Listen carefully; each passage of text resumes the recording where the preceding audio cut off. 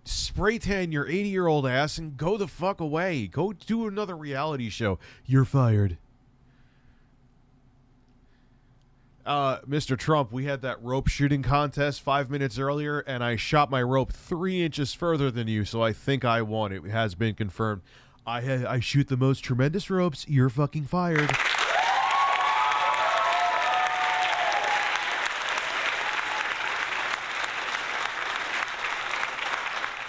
Why don't I have my headphones on? I'm not in the full experience right now. I'm not in the full experience, boys. I feel like we're going to watch some more DSP. I have a DSP problem. DSP tries it. And the thing is, here is the thing about Phil. Phil is like the Kramer on Seinfeld. He always barges in the room, but like YouTube would not be the same without Phil. I actually mean that too. Phil is the... minus the whole thing where he went on a racist tirade, like the real life guy. But I'm talking about the character Kramer. That is Phil. That is IRL Phil.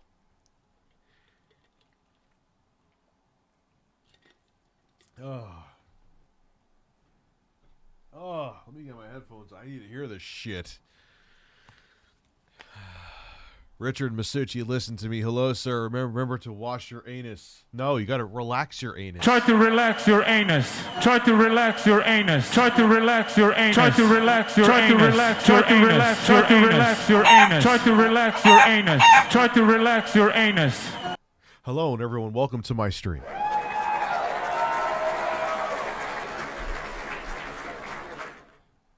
Hey, Rich, I got my Satisfy gaming grip as your stream started. Talk about good timing. Looking forward to trying it on my Switch. Bought it because they're fucking awesome, dude.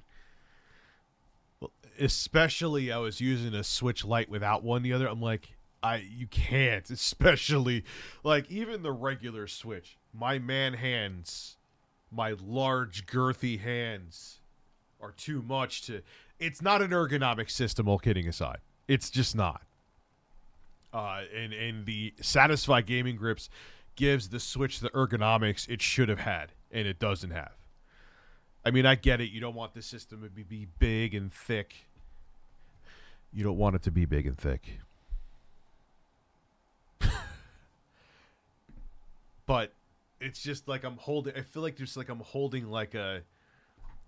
Essentially, which is what I am doing. I'm holding a tablet with a gamepad connected to it. Oh no, why am I checking the start engine on Intellivision? All right, let me do it. I'll do it. I'll do it. Dad is going to do it. Dad is going to do it. Let's go to Google. And on your mark, get set, breast.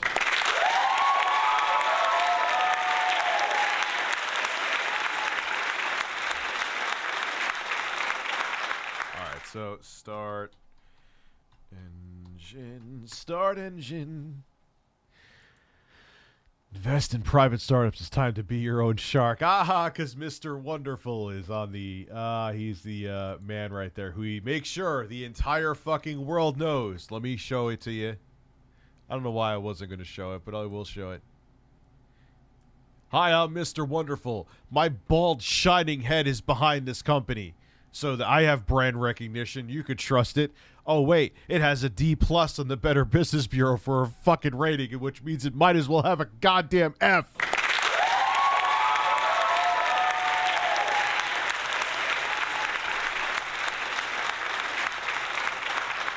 Oh, my God. How's your day going? You know how my day is going? It's going... Well, now that his bald, shining head is here, it's going well. It's going great. Love it. It's a great day. All right, so let's see. Intellivision.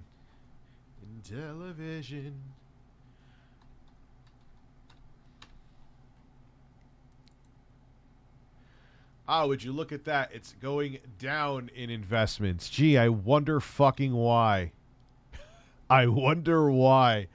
I have no idea, because it couldn't be because even that diehards that were on till the 11th hour jumped off the ship because they realized it's a train wreck. I don't know. I have comments. Where are the comments?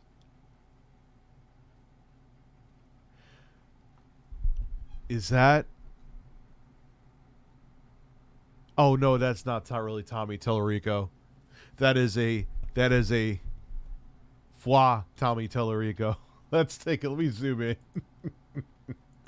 This is gonna be a fun day. We will prevail. The haters only fuel our eternal Amico fire. We don't have Guile's theme, motherfucker. I gotta have Guile's theme. Where's Guile's theme at? I am not reading this until we get Guile's theme in here. I'm telling you right now. I have to zoom in my screen. I'm not. I need to get. I need Guile's theme in my life. Gaming racist. Okay. Where is 4K video downloader? I know I have this. I know I have Guile's theme here somewhere. I don't have Guile's theme. What happened to Guile's theme? I have try to relax your anus. Alright, hold on. I have to get Guile's theme. I'm not doing that without Guile's theme. I fucking refuse to. Guile's theme. Abby is back in the building. Try to relax your anus.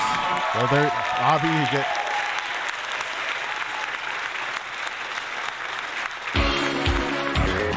Yes. All right, we got it. We are in, as the kids would like to say, good shape. We're in real good shape. If you relax that anus.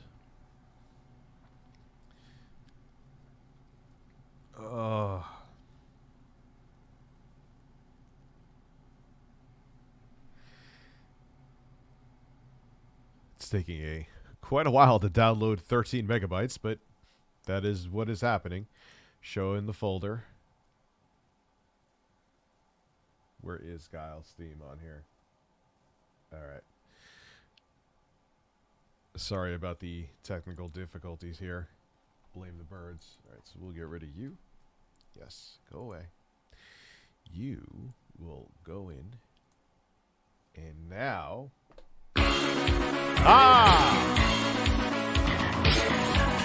out, and we'll do a 4-second fade out, and we are now in business. Now we could read some anti-hater Tommy Tellerico comments in style.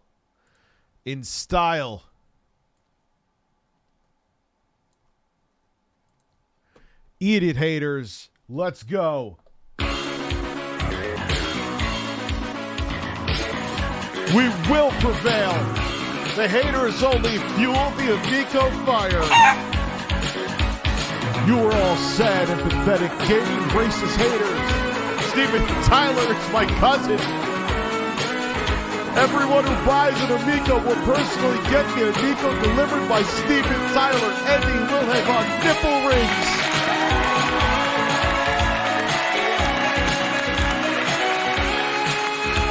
He'll have nipple rings. Hold on. Put a bird in my ass.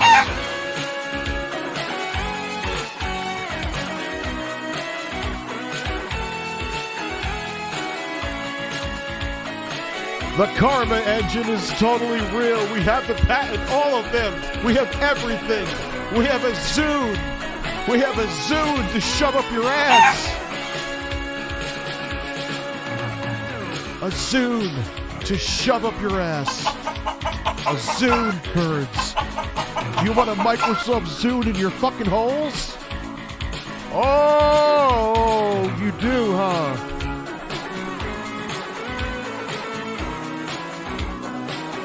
My coffee, what did you do with it? Fuck birds. Fuck them. Fuck them all.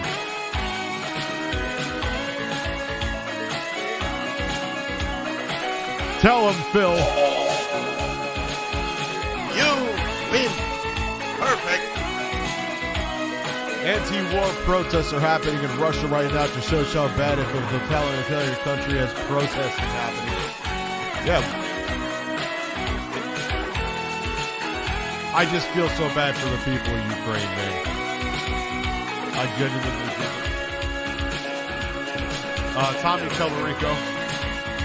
The volume on the fucking music is still too loud? Oh shit, it is. I can fix it.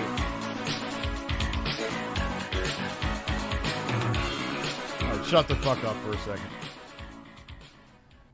I don't understand why that's so loud. I have the volume down super low and gonna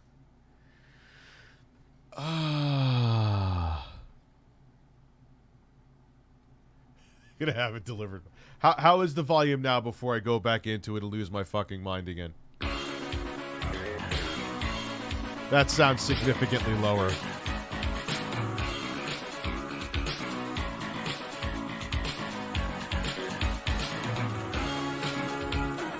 I was gonna say now it's fine. Yes.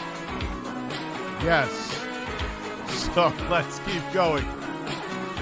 The Karma Engine trademark is totally real. We have to patent all of them. Just like Soulja Boy showed that he owned Atari by having a bunch of worthless fucking Atari crypto, and that was his contract. Or it wasn't his legal name on the contract. It was Soulja Boy, unless he legally changed his name to fucking Soulja Boy.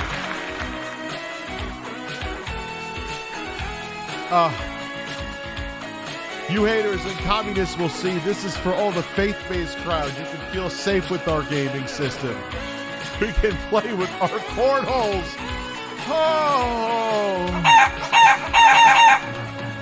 I am the best in everything. I am a god. Tommy literally does think he's a god. I swear to God that Tommy thinks he's a god. You are just peasant haters and autistic gaming freaks like the Amico kid and Tastic or whatever. He seems to be totally... Oh, God. Oh, suck it, Patanine. Alright, anyway, minus the trolls. Is there a manufacturing update? GameStop says they will have it in stores April 1st. Amico is for lovers, not haters. Okay, fuck the music now. I'm done with the music.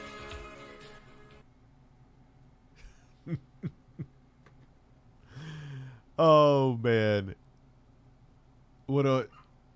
Obviously, that's not really Tommy. I knew that from the onset, but just I don't want anyone to think that, oh my God, Tommy Tellerico actually wrote that. He didn't. Is there a manufacturing update? There's going to be no manufacturing update.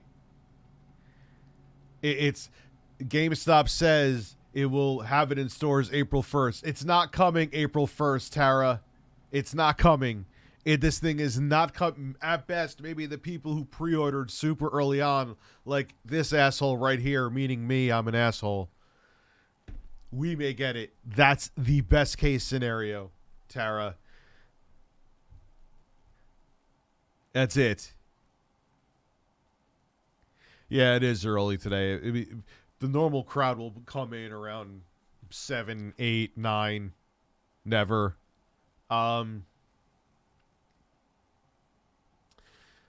So, Harry W.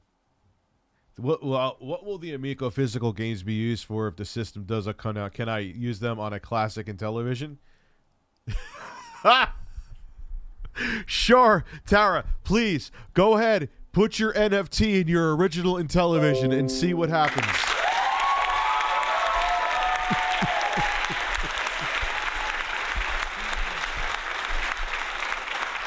There's a better chance of me being able to play Astro Smash by putting this screwdriver up my ass than you putting that NFT to an original in television and playing a game on there. Astro Smash my ass. It is...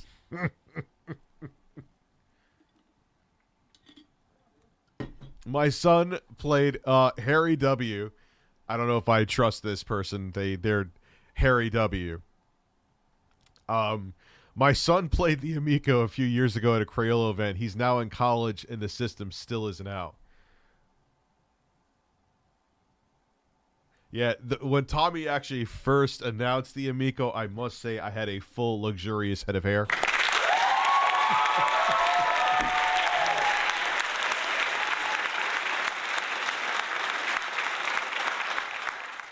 Oh man, I had a full head of hair.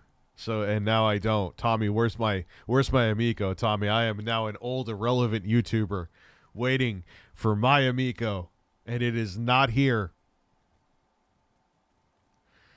You should sell. I'm not selling NFTs. Oh yeah, did I mention, by the way, Masterworks?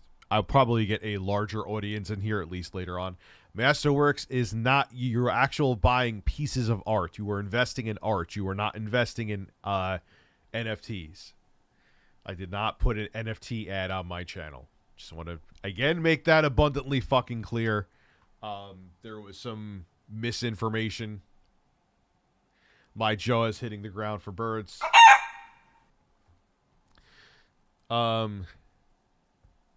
So anyway, let's continue. So my son, I will personally invest $5 million if Tommy Tellerico sucks me off. It's safe to say that Harry W is a troll.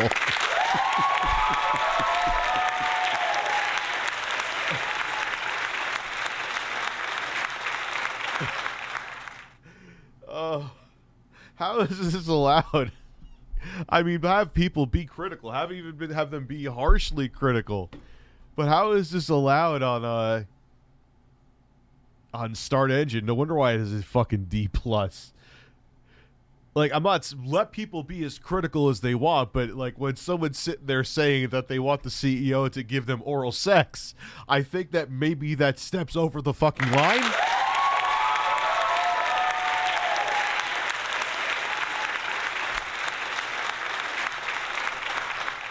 It's a pretty cock I'm holding here. I see, you understand? Yeah. It's tongue-in-cheek humor. It's tongue-in-cheek humor. Okay. This Tara, she is really, really invested in this shit. I feel very bad for Tara. Have you considered making a standard controller as opposed to the display ones that might make you be able to sell the console for now? No, Tara, because Tommy, which his dumbassery should have learned from the Wii U, as I was just live streaming before, and I think was showing off very well, he based the system where you need to have the controllers with the screen on them. How did that work out for the Wii U, Tommy, with the backing of Nintendo, Tommy? Didn't work out well, did it? There's motion controls on there, but fuck them. It's garbage. So you can't sell a regular system of this. The tech, the money actually is all in the fucking controllers. The system is they basically just put a half-rotten potato, smashed it in between that fucking baby monitor of a looking system, and that's the processor.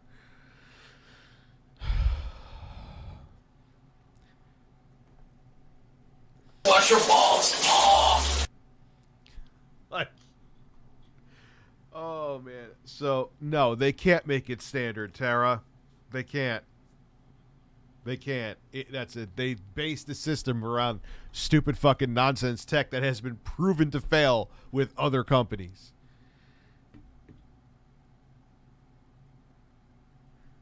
Oh man, I'm a little stoned right now, birds. I heard that this console is made from an old Android TV box. Is that true? Well, it's made from an old processor from, I think, 2016 now. I used to say 2015. Correction, I believe 2016. It's a mid-range mobile chip from 2016. It was meant for mid-range phones in 2016. I believe Obama was still in office when you could get a phone with that chip in it.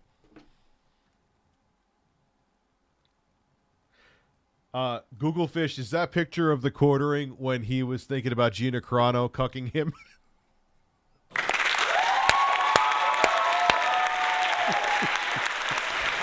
Oh, fuck. Is it true that you can use a cell phone instead of a controller? Well, for certain games. Can I use my flip phone or house phone?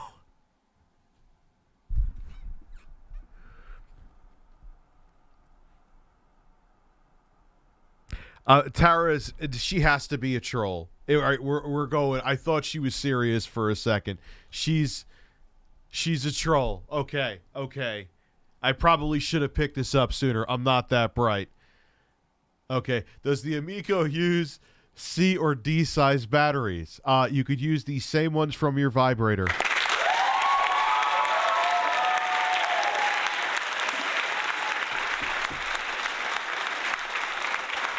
I got cucked by Tara. The other comments seemed legitimate. Now she's a troll. The RF modulator included your separate purchase that she has. Does it support Siri or Alexa? No, it supports Bixby. Samsung. That would be a choice that Tommy would make. Hey, maybe we should include some kind of assistant in here, Tommy. It might make it easier for which one? Oh, let's go with Bixby because that's a choice.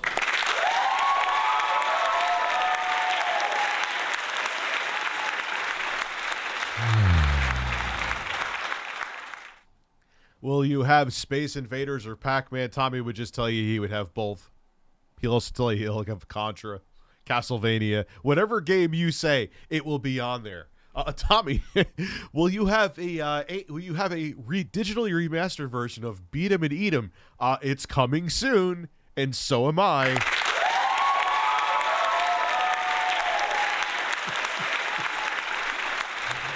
Holy fuck me. Is it waterproof? Yes, I have urinated all over an Amico. It is 100% waterproof. Will there be a handheld version? Yes. It is called just by... Yes, I have it. Oh, wait. Sure. Here's a handheld version.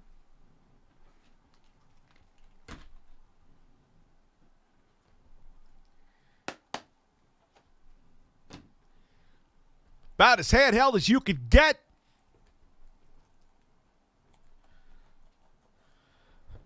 It's real handheld. Here is the Intellivision multi-game cartridge for the Evercade.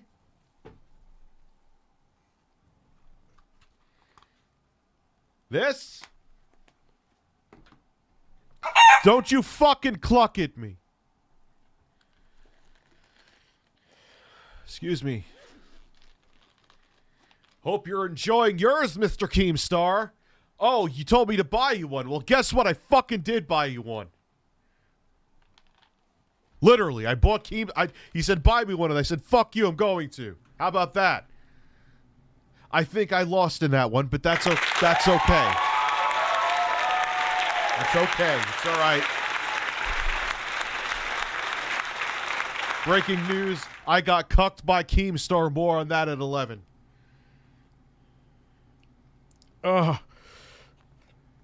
This is a Technos cartridge. This is an Intellivision cartridge. So, Tara, take a look. I know you're trolling, Tara, but that's okay. So I got, look. It's going to load.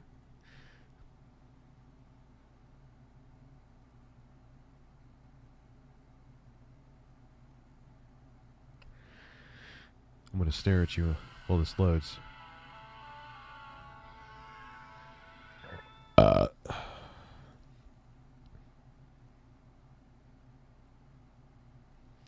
Look, Astro Smash! Look, Tommy! I have a retro gaming system that actually came to fruition that I'm playing fucking Intellivision goddamn motherfucking goddamn fucking bird cocksucking games on. Here I go. Intellivision presents. Oh, man. I'm just smashing these Astros.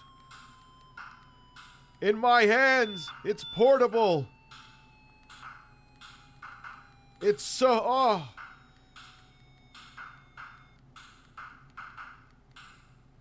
That's music. Listen to it.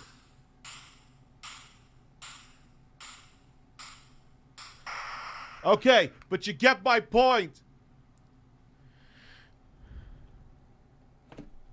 I don't know what I'm doing right now. Astro smash my fucking ass, Daniel Keem.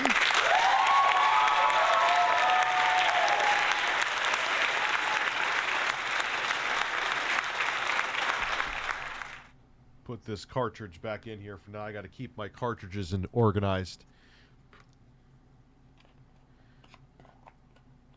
I like the Evercade quite a bit. I'm very excited, actually. I am very excited to try out the Evercade Versus. I'm probably not going to be trying out anytime soon, though, because I am fucking finishing that Wii U video. Anyway,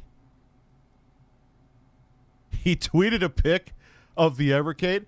Wait, did he really? I didn't even see it.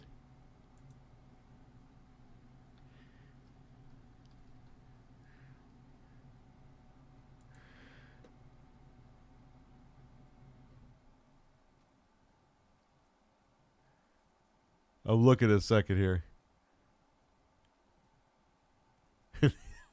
That picture he has up of AIDS 3.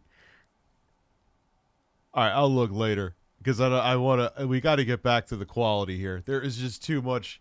So yes, it is waterproof. I have peed. Oh, I need some more liquids. I have peed. I have peed on an Amico. Yes. Oh, it's definitely a troll. Without a doubt, it's a troll. No question.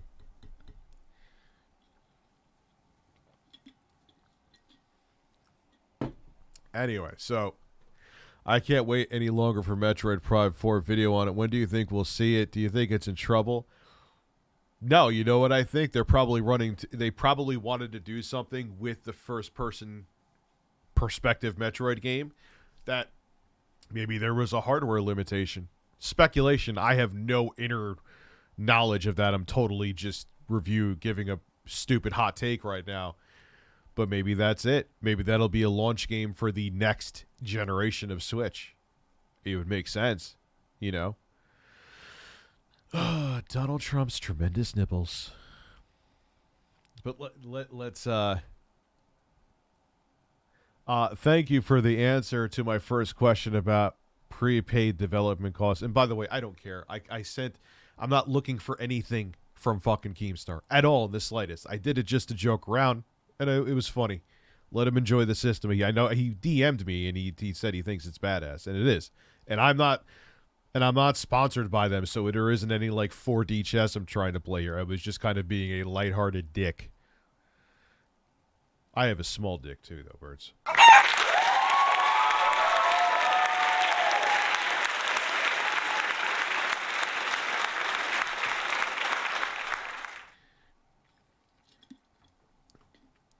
So wait, we have Donald Trump here. We're going to call him Donald Trump, and I'm going to read this comment with Kyle's theme like fucking Donald Trump. The Amico is easily the greatest console ever to be fucking conceived. Tommy is an absolute genius, much like myself, and he is well endowed. We both showed each other's penises to each other while we were in the shower at the gym. Mine was more spray tan, though, believe me.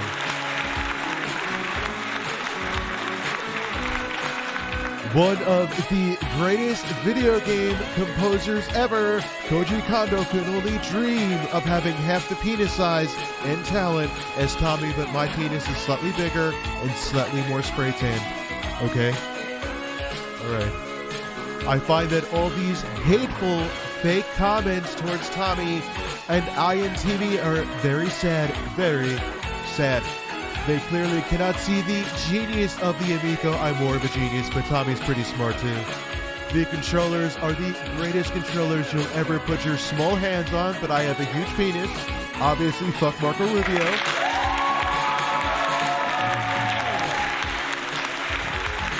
And just to be clear, I have very big hands, very big, tremendous hands.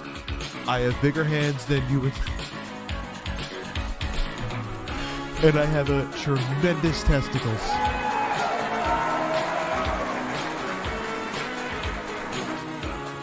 The disc pad blows away just like women blow on my penis. Those ancient analog sticks we've been using since, I don't know, 1996.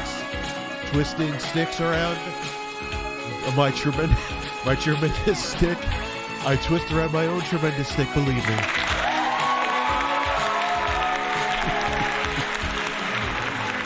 and you have got people complaining about the lack of face buttons. Look, okay, I do this with my hands, and it makes me a fucking genius. Who needs them? Not me.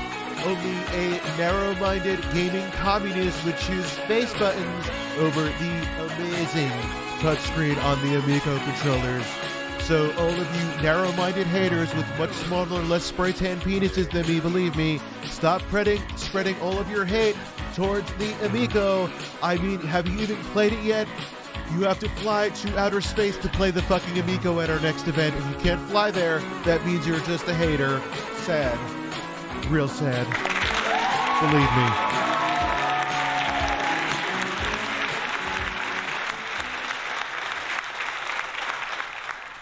Oh, man. Man, oh, man.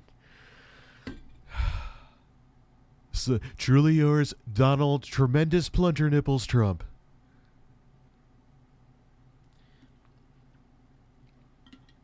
Oh, my God. Show more comments, please.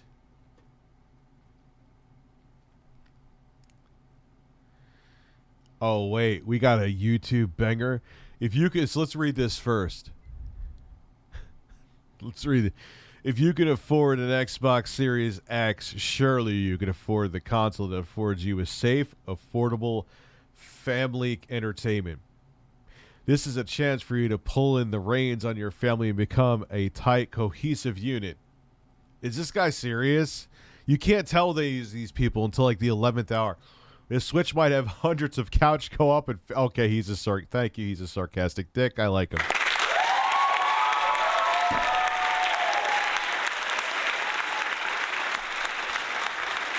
The Switch might have hundreds of couch co-op and family-friendly games, but they are not Amico. Amico is all about friendships, families, great times together, and drinking Kool-Aid together. You just sip.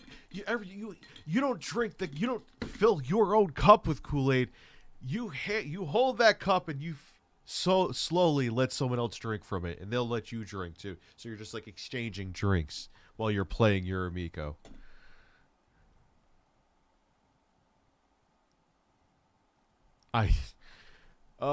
Please invest in Amico. We could take gaming back and make it fun again, because playing mobile games on an underpowered, over-engineered piece of fucking hardware that's totally overpriced, that is the essence of affordable, family-friendly fucking gaming. Oh,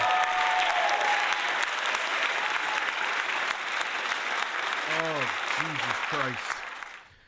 Jesus Christ! All right, let's see Tommy's Tommy's tremendous transparency. All right, so give me. Why did I read that whole thing like in my terrible Donald Trump voice that doesn't even really sound like him? Oh, here we go. Who the fuck is Mustard Man? Let's Mustard Man. Adaptive gameplay is a really great idea as well. Tommy talked about this a lot in the early days. What you would call the Karma engine, Karma gaming engine. So the first thing to know about it is the Karma gaming engine is a crock of fucking shit. Like Sega's blast processing. So it's just a marketing term. Our Karma gaming engine, it's kind of like blast processing. We call it the Karma gaming engine. It's not really an engine. What? I don't even know anything about what the fuck was going on with the Karma. Would you suck your own dick? It's too small. Even if I had washboard abs, I'm shit out of luck. For the birds, look at my previous super chat, please. Yes, I will. I'm straight simping for Carlos and the other manly bird. Can I get a bird noise sound? Of course you can.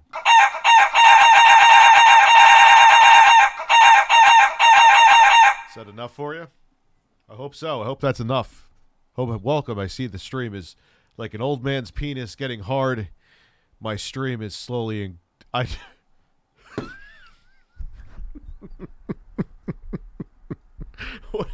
What am I talking about? What am I talking about, birds?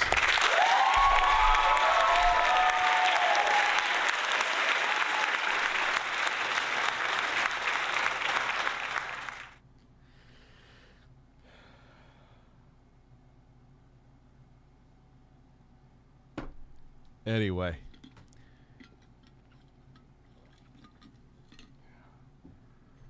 What was I saying about an old man's penis getting hard?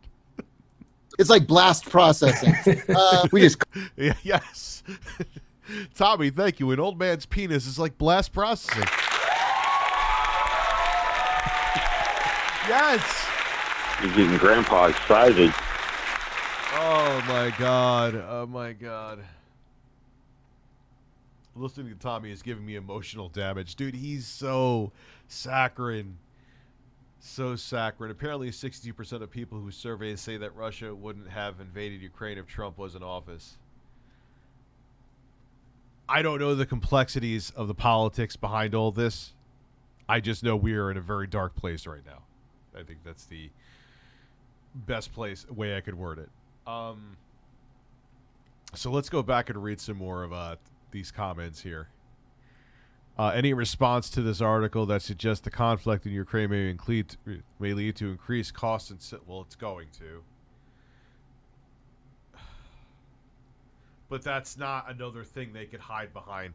Look, hey, look what's here. Look what I have. Literally, like I am in no way, shape, or form sponsored by Evercade. I bought this shit just like all you guys buy it. Okay? But I'm just showing an example here. Yeah, supply shortages, but look, Batman. Look what I have. This is a small company. Why am I holding it like a boombox from 1986? But you get my point. Like, stop with the fucking charades, man. Stop with them. Because that's all they are. Period. We have another Tommy T comment here. This comment section is full of gaming racists and gaming communists. I am the world's best CEO. I guarantee you he actually thinks that.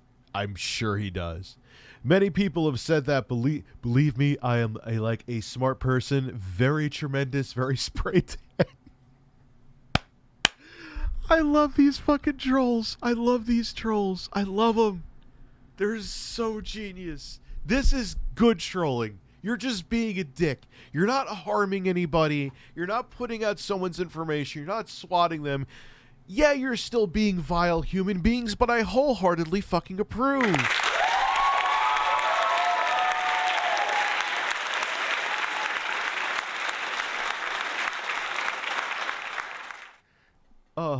Nobody has as many Guinness World Records in me as gaming as me. I have the most experience. I have written all the most important music in gaming history and also produced all important sound effects. Believe me, this will be a success. Many people say, Tommy, why don't you make a gaming console? They ask and they say, and they are right. I will make the most tremendous gaming system ever. Believe me, and my penis is tremendous. I am my whatever fucking car he has is tremendous. I forgot right now. Lamborghini? No, Ferrari. I need drinks. Shit, am I out of drinks?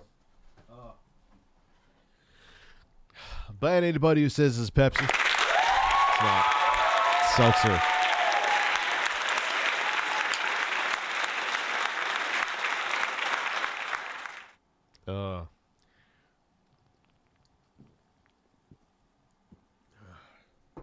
That's a refreshing drink down my throat.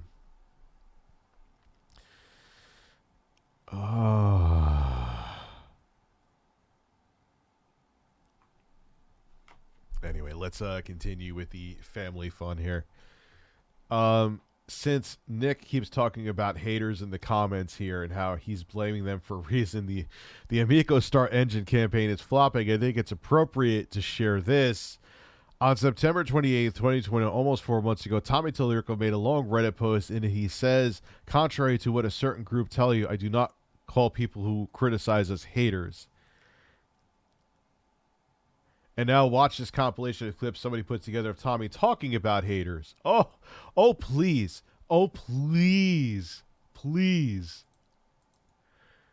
Oh, my God. There it is.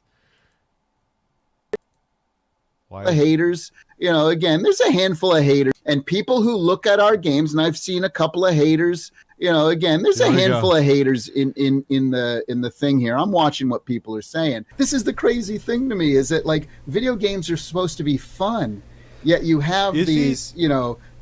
He's definitely spray tanned. I'm not even saying it to be a dick. Like, I was kind of, that's definitely a spray tan. Without a doubt. Either that or he has, God forbid, has fucking jaundice.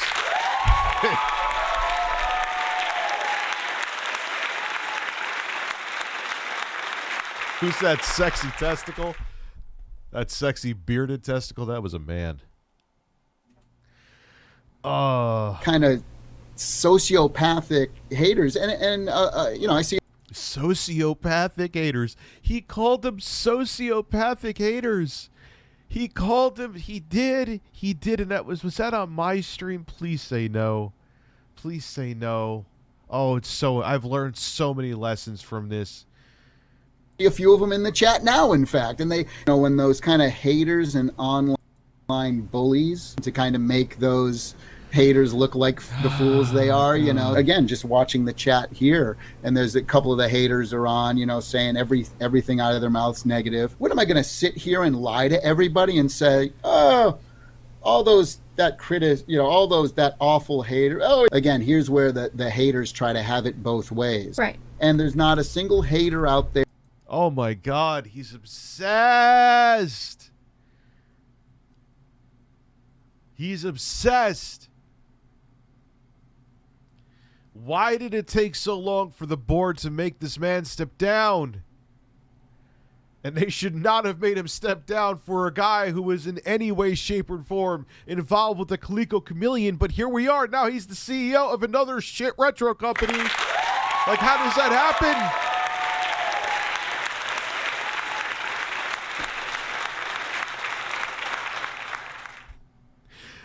If I was making a medical startup, and even if I was a guy who, you know, who was just sweeping the floors, if there was a janitor that worked at the building that Theranos was in, I would make sure not to hire him to work at my medical startup, even though all he did was clean the shitters at Theranos.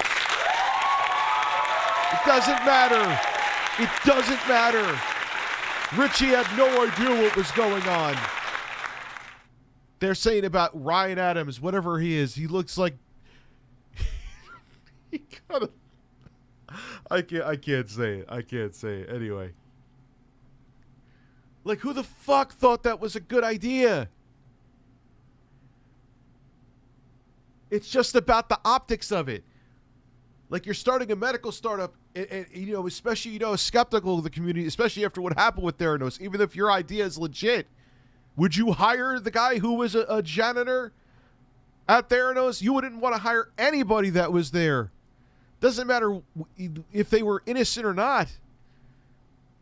And you hire someone who was higher up at Coleco Chameleon when it was a thing. He wasn't just like like, what was his role there? What was his, I forgot his fucking role.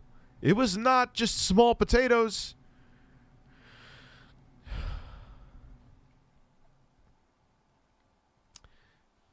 So Angry Joe live streamed his review of Balan Underworld with OJ. After he was done, he felt dizzy, nauseous, and so when will you be doing a live stream? What is Balan Underworld? And what is this? What the hell are you talking about? Please allow me to sponsor your next fart. I see. On a ship.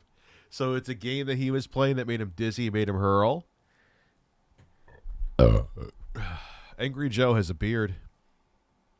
We could go with that.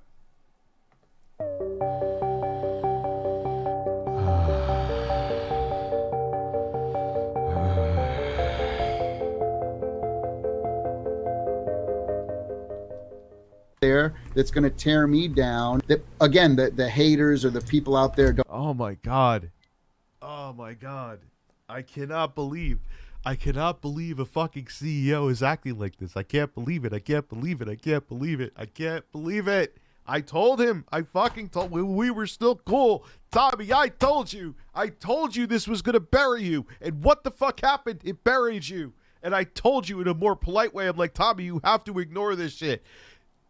I understand you've had a career in legacy media, but this weird-ass YouTube shit where you deal with people in real time is a totally different animal. You have to ignore it and let it go, or you're going to have problems. You didn't ignore it, you didn't let it go, and you have problems. I'm not patting myself on the back. I've just been doing this shit for a long fucking time. With moderate success. I know, and now, granted the idea is unrealistic, but a part of the reason now the Amico has a bad reputation is because you couldn't keep your fucking goddamn mouth shut.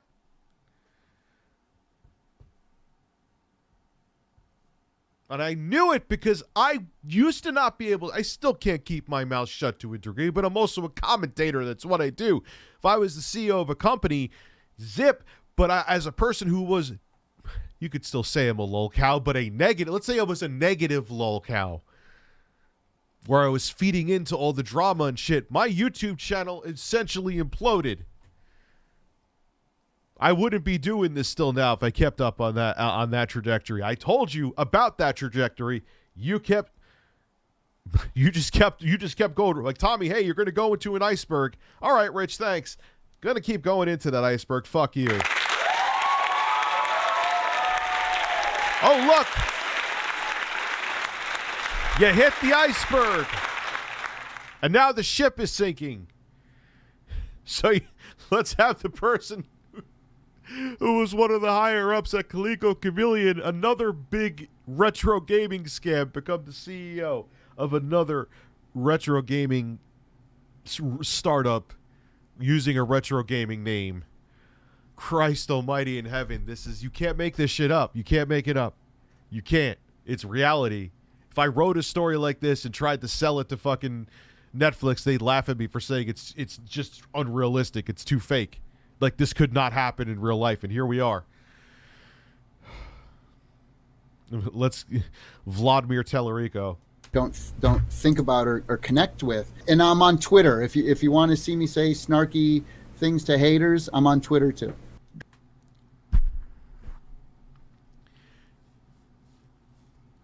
Hey, shareholders, your chief executive officer of your company said that I will actually fight with people on social media publicly.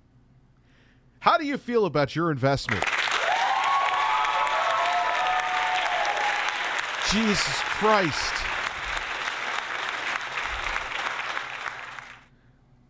Jesus Christ. That's what we have to do right first, not some hater on the internet.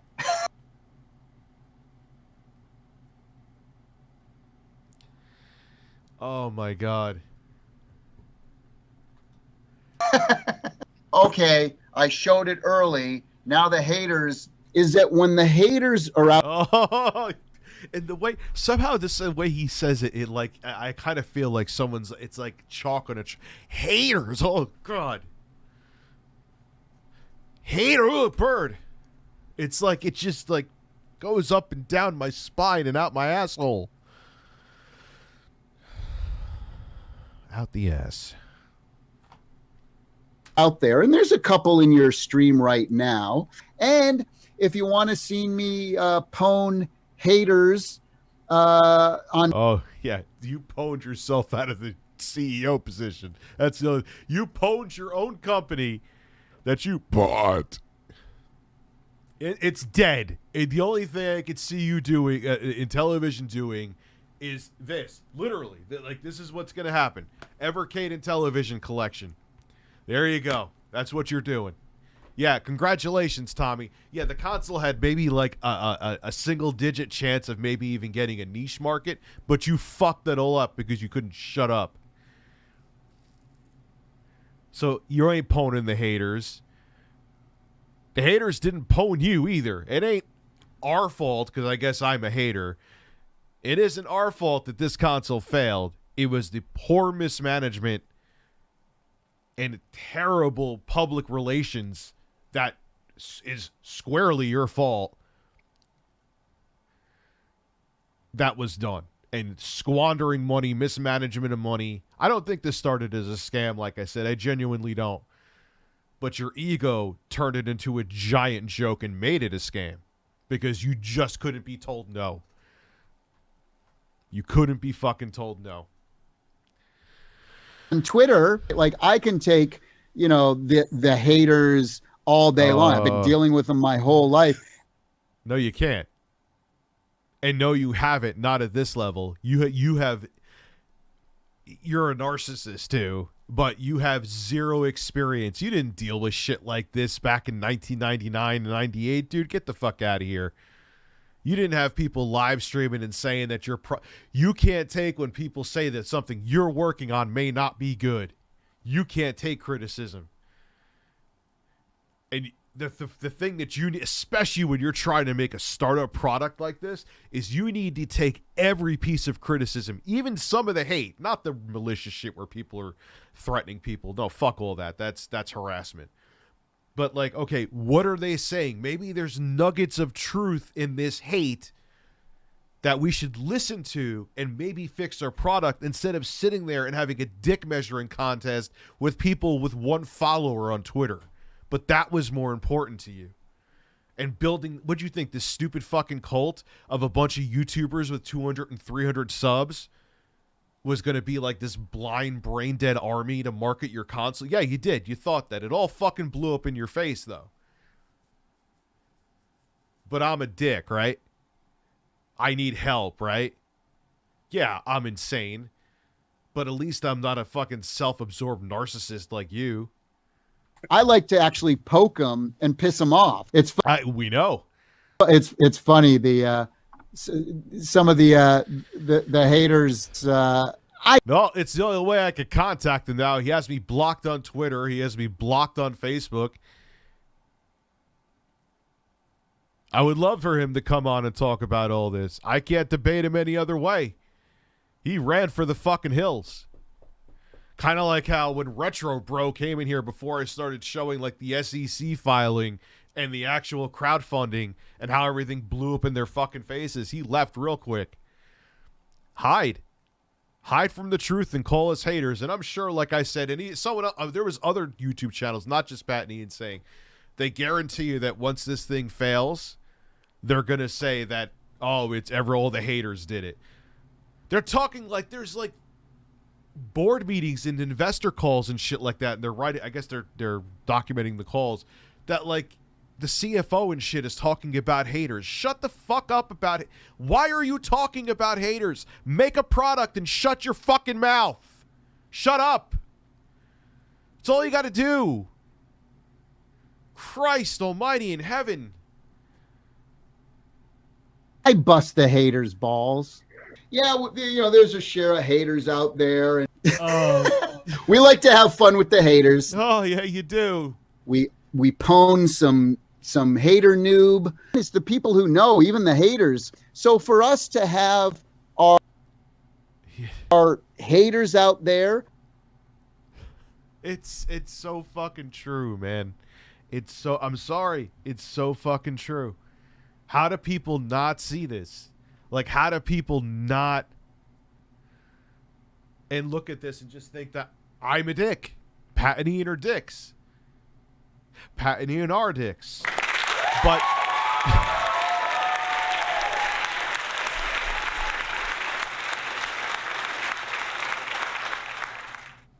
like this, but I agree with them on everything they're saying about this, okay? I do.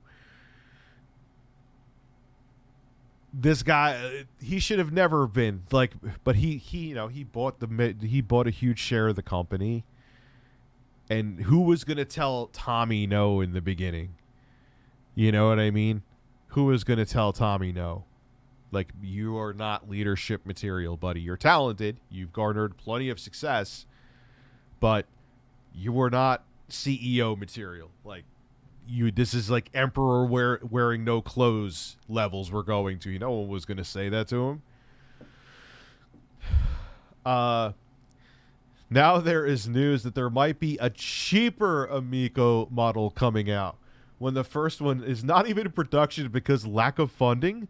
The company can't even get the first one out, and now they're claiming to be working on a stripped-down version of already a console that has technology in it from 2015. Is this the Monty Python Flying fucking Circus? Really?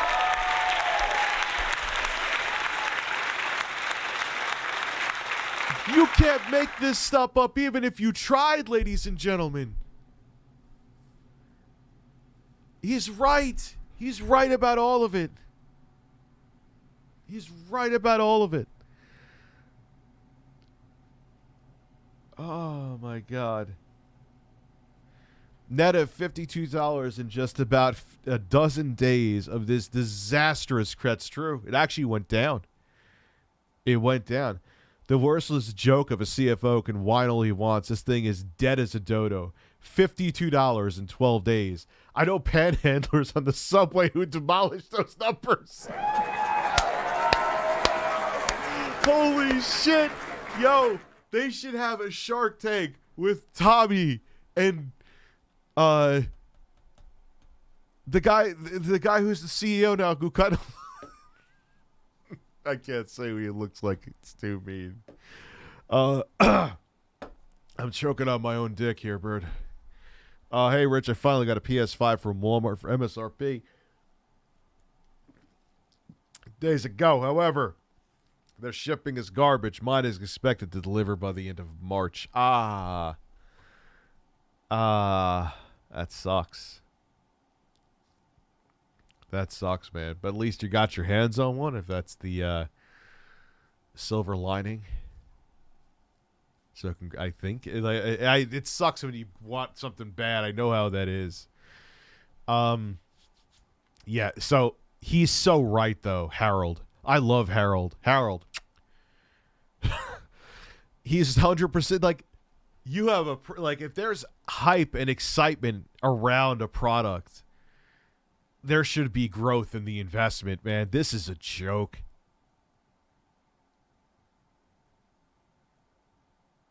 Oh my God, Tommy he couldn't take going getting ripped apart on Shark Tank. No way.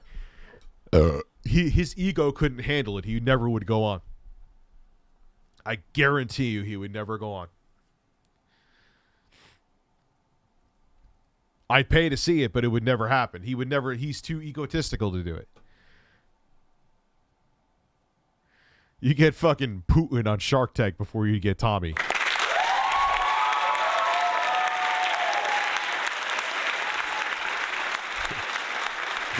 Think fucking Putin has less of an ego than Tommy, and he wants to be like the dictator of the entire fucking planet. Anyway,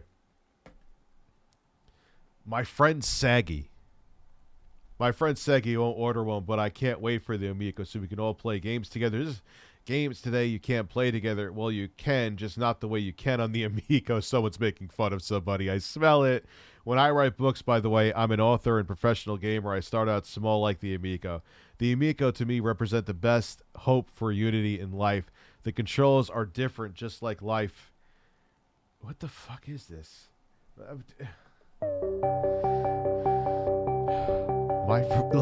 This is like a long haiku of butt fucking.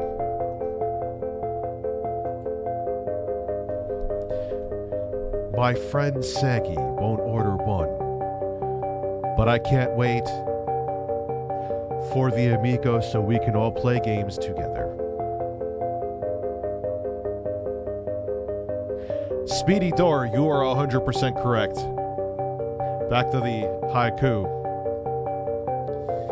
Games today you can't play together.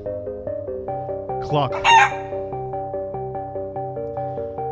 Well, you can, just not the way you can on Amico. Oh. When I write books, by the way, I'm an author and professional gamer. I start out small like the Amico and just like Rich's penis.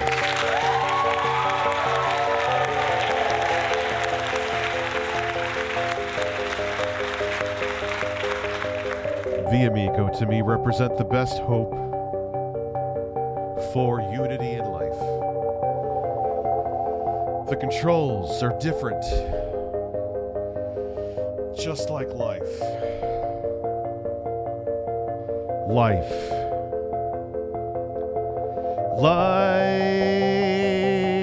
you fucking bird. I'd rather think this is a wonderful investment.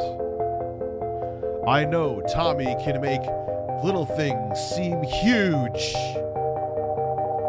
Just like, wait, Tommy does not make my penis seem huge, ever. Brakes on that one. The brakes. So we have lots to look forward to. Everyone just ignore all the haters and think about how this could fix your family. And I agree. You know what? I could not achieve an erection. Then I got an Amico.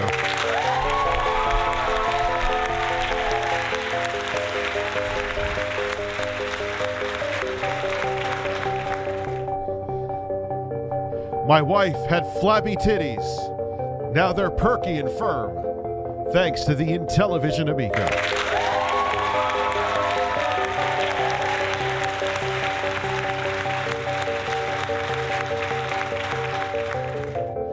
I was constipated and couldn't let out normal logs of shit. Now I have smooth yet firm bowel movements, thanks to Intellivision Amico.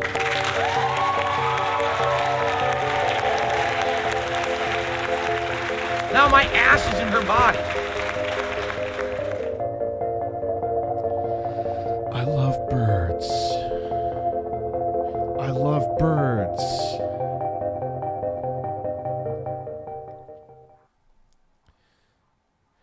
I'm just curious about that prepaid development line on your balance sheet. What does that balance consist of, and why is it carried as a liability? Thanks. Yeah, your company is a train wreck. Tell me, what is the collateral damage that's going to be done after you crash into the fucking wall? I am Eric J. Thank you.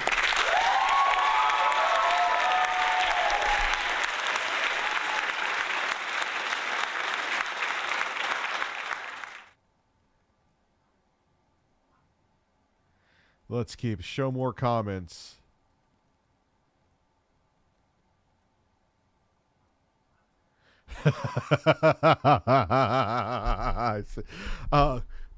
Excuse me.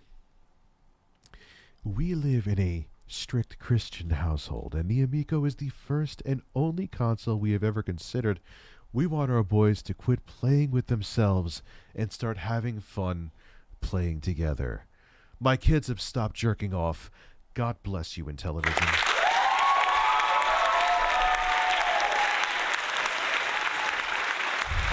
I suggest everyone watch this video. It lays down the facts.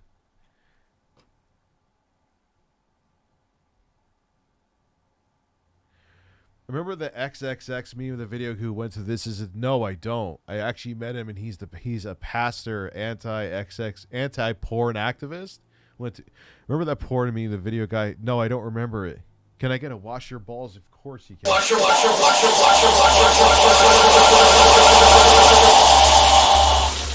You just went on a ball washing tsunami, sir. All right. Let's see what this is here.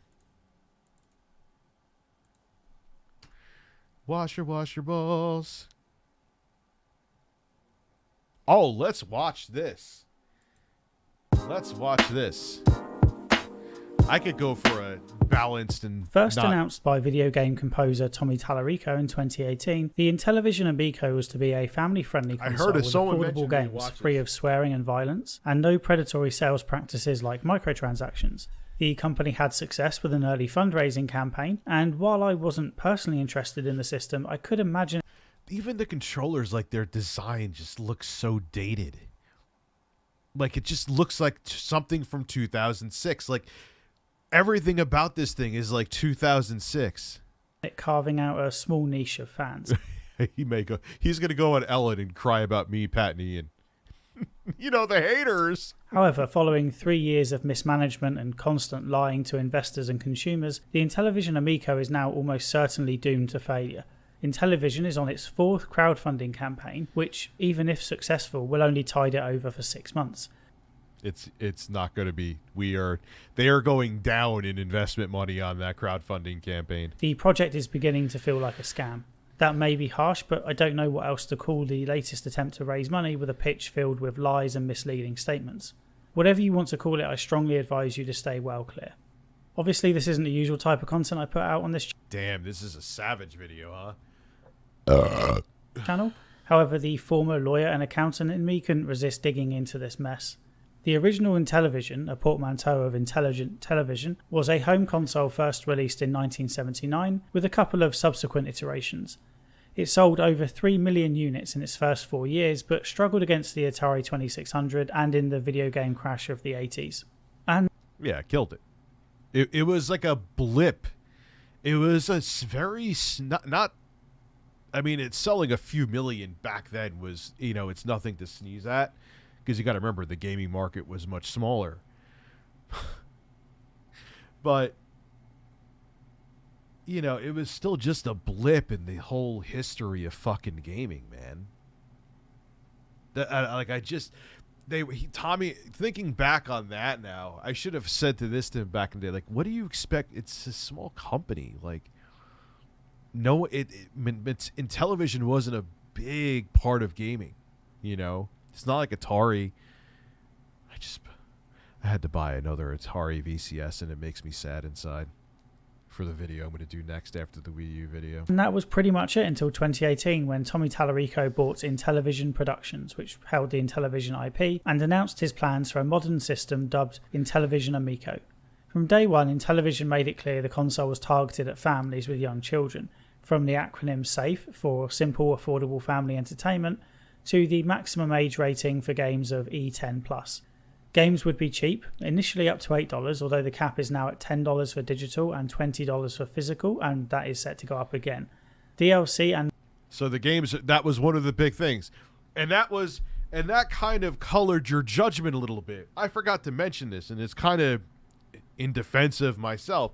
Oh, sure, that looks like a shit Flash game, but for $5 and they add some kind of like Amico exclusive features that are actually fun, fine. All right. But once you go up to the games being $20 and they look like that and they're like, get the fuck out of here. It totally changes it. And once the system goes from possibly being $150 to now being $350, it's a joke now. So yes, it colors you go from giving it a chance to go from telling it to fuck off.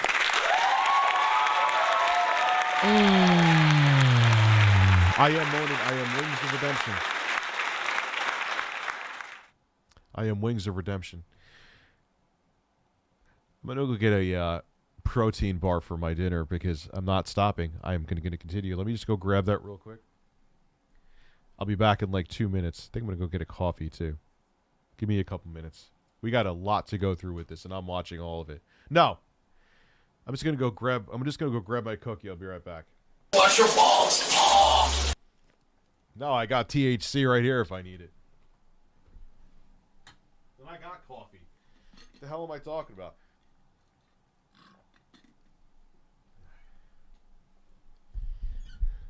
Coming right back.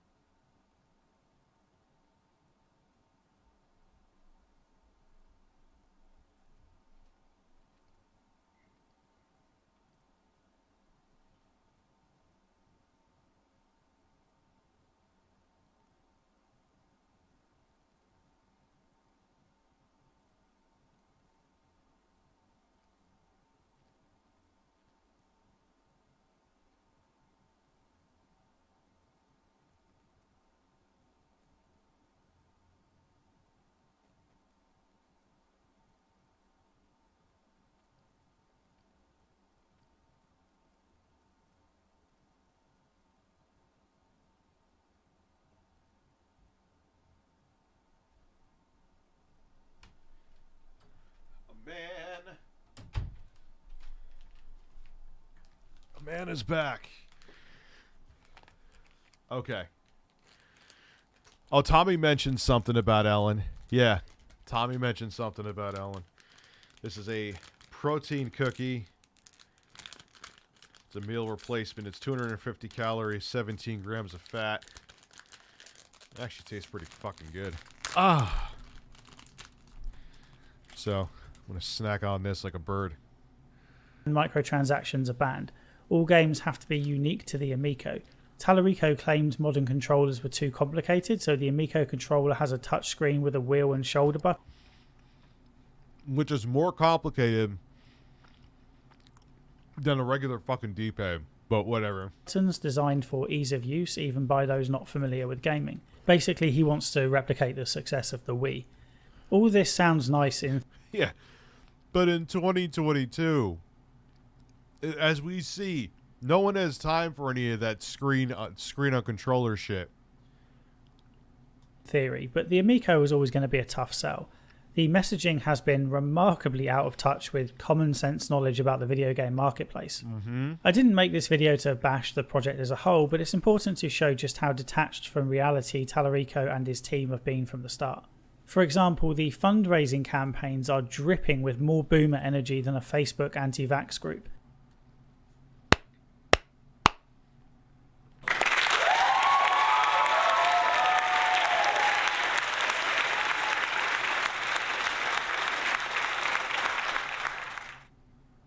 If I dare complain about the price point, I'll probably get told to cut back on the avocado toast. And that price point. It was $250, which was bad enough, but the range now goes up to $350, which is more than the Xbox. And it was supposed to be $150 to $180. Series S or a Switch, and just $50 less than a digital PS5. The videos include hilarious clips depicting modern gaming as a dark and solitary activity that is tearing families apart. You'll be shocked to hear that some teenagers are apparently spending time away from their parents and with their friends instead. Some even... Yeah. Why did the industry go in that direction? Like, what Intellivision's trying to make you believe is that we were forced... No, people wanted to, like, get the fuck away from other people. Yeah, it's fun to have couch co-op, but once in a while. You know what I mean? Wear headphones. And rooms full of laughter were replaced by insulating headsets. Boomer! There's a baffling picture of old consoles presented as complicated compared to the simplicity of the Amico. And it's so misleading. It's so fucking first off, they're not. They're definitely less complicated than the Amico. You could try to make them look as... Like, what the fuck is... My grandmother, God rest her soul, would know how to put a cartridge in a Genesis and put the controller in. My grandmother would also know nothing about using an NFT to get a fucking game. Yes. Where is it?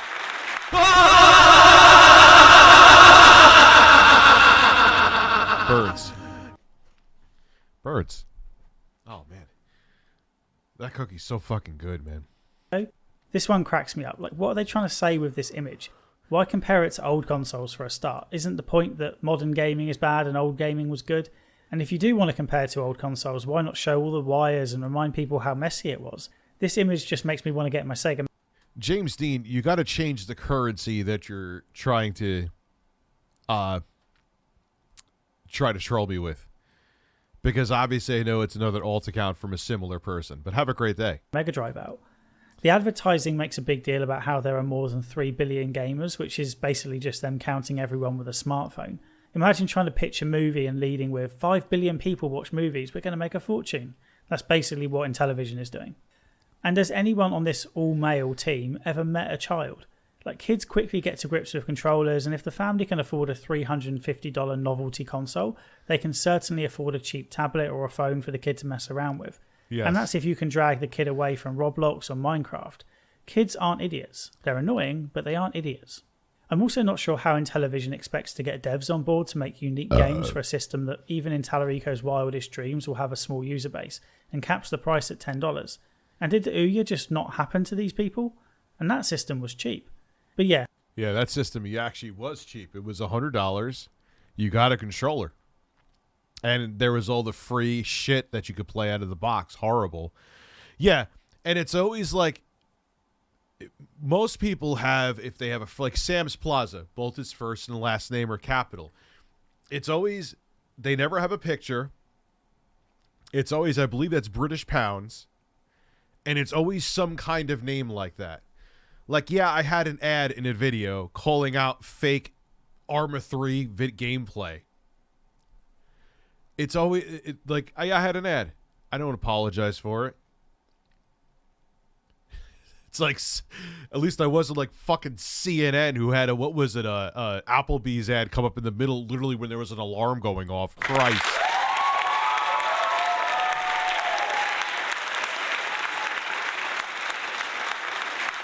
Like, if you're gonna troll, at least like put in, dude, I'm a pretty decent troll. Like, at least put in a modicum more effort than that.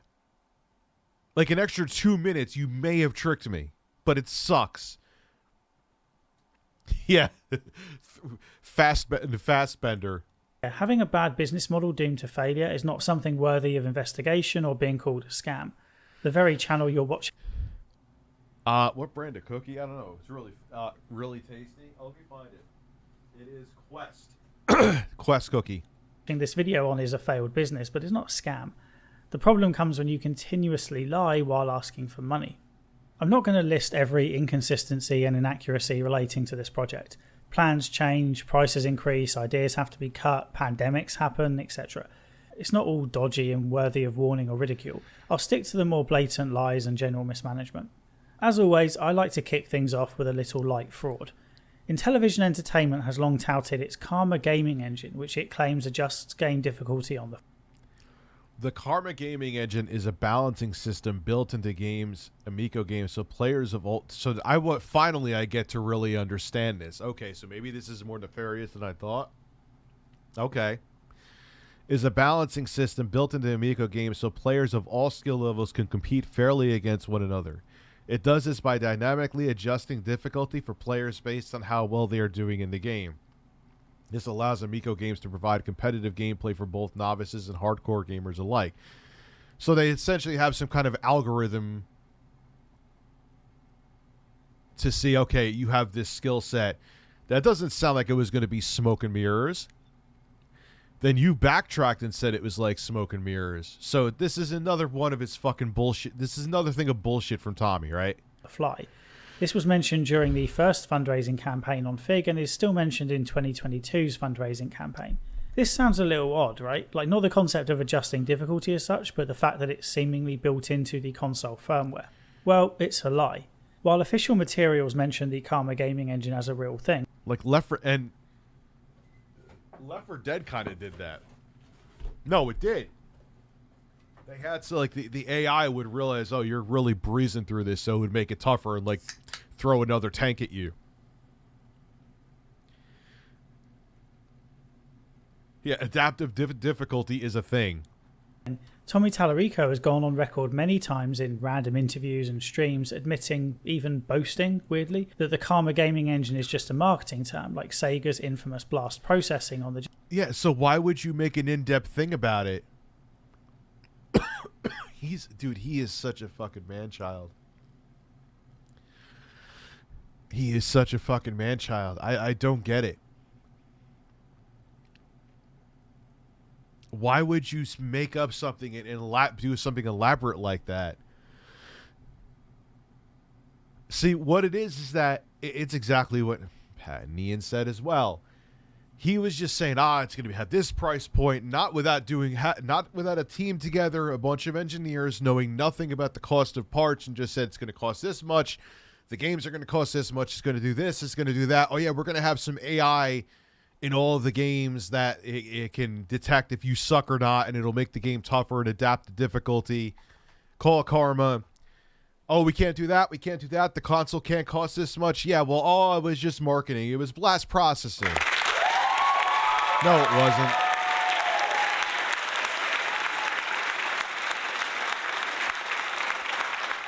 Genesis/Mega Drive. Gaming engine is like Sega's blast processing.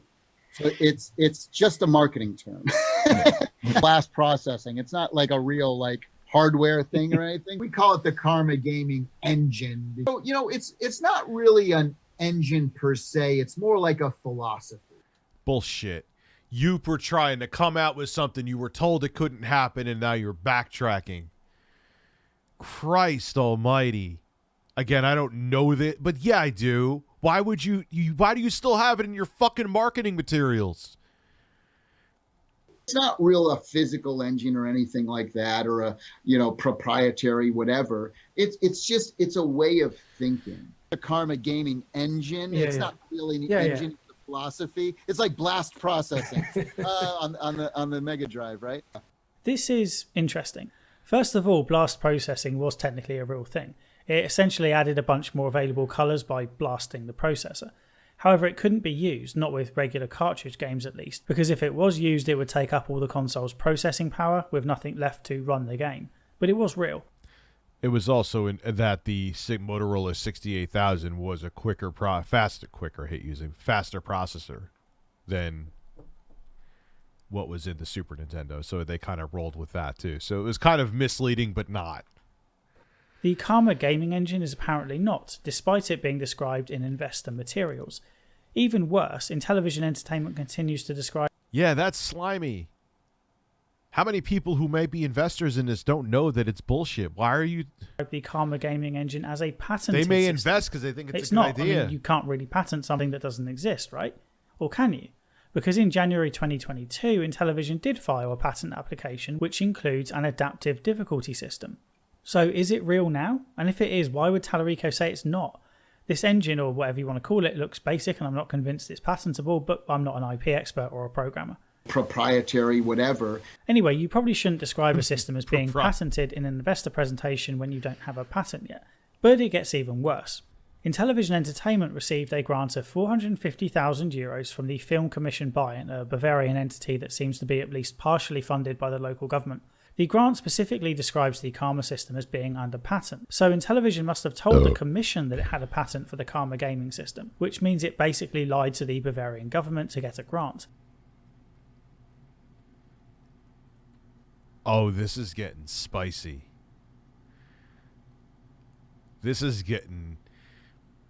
Again, I still hold to that it didn't start as a scam, but Tommy's ego turned it into a scam, and he was going to get money from wherever he could to make this thing happen, and it's still not going to happen.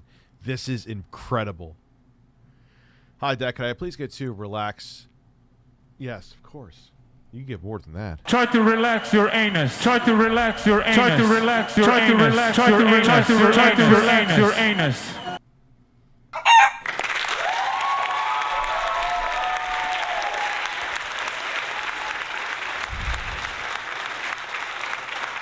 I suppose it's possible that there was a misunderstanding during the application, possibly a translation issue, but frankly most Germans speak better English than what I do, so I doubt it. We just call it the Karma Gaming Engine because it sounds cool. The next thing isn't so much a lie as it is highly misleading.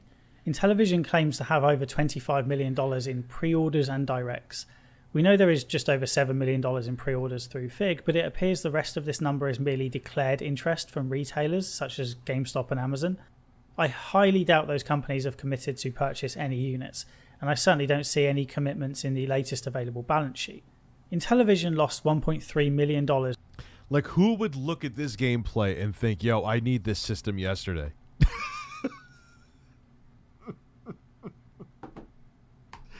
Come the fuck on, man. How is the...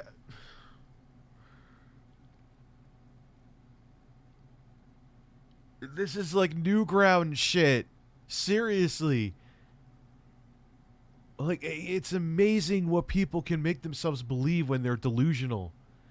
Like, Tommy saw this and like, yeah, man, this shark, people are going to be hard over this. Try to relax your anus. I can't. I need shark in my life. Oh, yeah. Yeah. Through a manufacturing deal gone wrong. The money is still listed as an asset at the end of 2020, although a note in the SEC disclosure, which was so important it apparently had to be mentioned twice, makes it clear that the money is probably gone. Later in the stream, Skymon Legacy, yes. This disclosure is full of typos, by the way.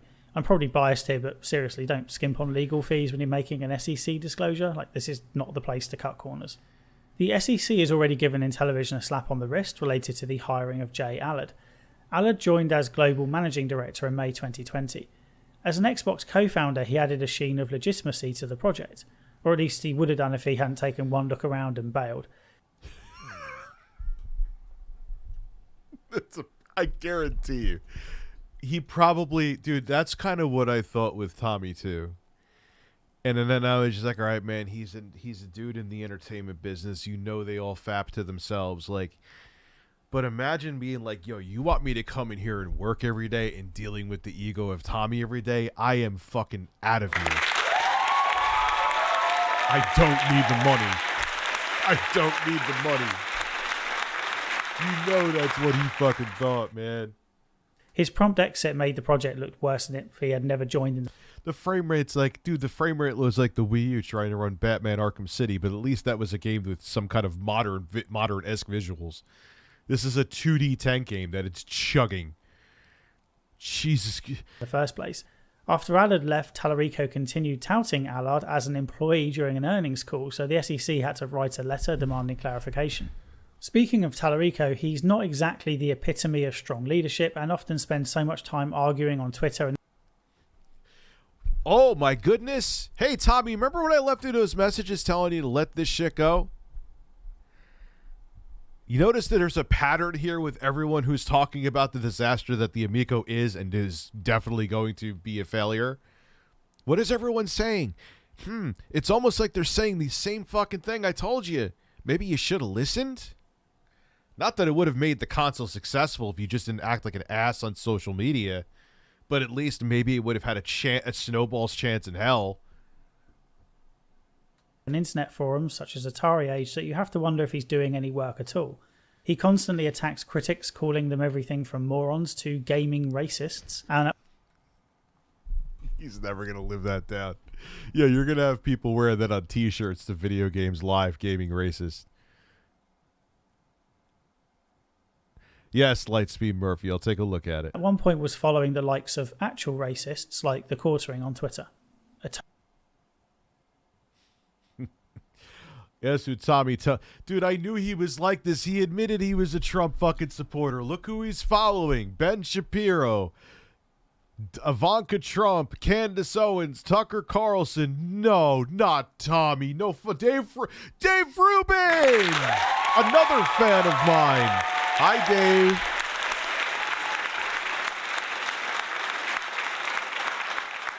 I told you, he got all defensive when I said something about Trump, about like something he did with COVID. He got all ass hurt. Gee, is anyone fucking shocked that Tommy Tallarico is a right-leaning and a Trump supporter? Is anybody like, gasp? Like, really? His personality? Come on. Atari Age ended up shutting its Amico thread due to all the drama. When Ars Technica published a piece about the Amico based on information in an unprotected developer portal, Tallarico went on a Twitter rant threatening to sue Ars Technica for breach of intellectual property because the materials had confidential written on them.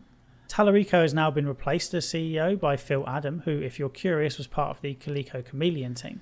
The Coleco... Yeah, again, I don't care what Phil Adam knew about or didn't know about. He was upper brass over at Coleco Chameleon. You don't want him affiliated with the company. I don't care if he just... Oh, Rich, he just went into the Coleco Chameleon offices one day and just pinched off a giant turd and walked back out. It doesn't matter. That turd that he pinched off in the Coleco Chameleon bathroom, that means he was affiliated. He let something out of his hole there.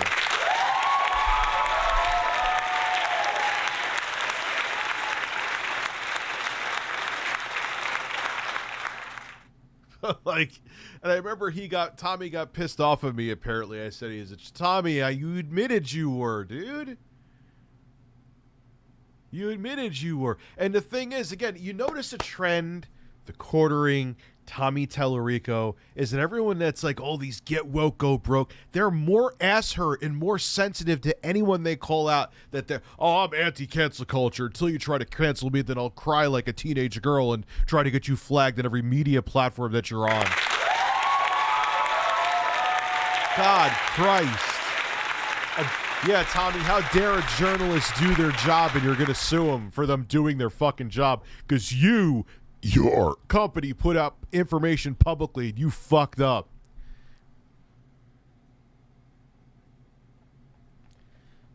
Get woke, go broke, bro. Chameleon was another retro game console that never made it to market and also employed somewhat dubious marketing tactics. I don't know if Adam had a big role in that project, but it doesn't exactly look good. Tallarico still has an exec... Yeah, wow. When it's raining out, that means you're going to get wet if you go outside. Rich, I went outside, and I wanted to stay dry in the rain. Why didn't that happen? Obvious shit is obvious. Having a guy who worked for a train wreck of a company come work for your company in the same exact field, you're trying to make another niche retro console startup when he was in another disastrous retro console startup. Doesn't matter what he knew or didn't know. It looks awful. Why the fuck would you hire him unless you really are? That just shows how incompetent Tommy Tallarico is in terms of leadership roles. How out of touch he is that you don't see that. Christ almighty in heaven. And the reason why I get mad at this, I don't really care about if the Amico, if I somehow am wrong about all of this, and the Amico, everyone in their home has an Amico. More Amicos than people have Switches. If we live in that dystopia that happens, fuck me.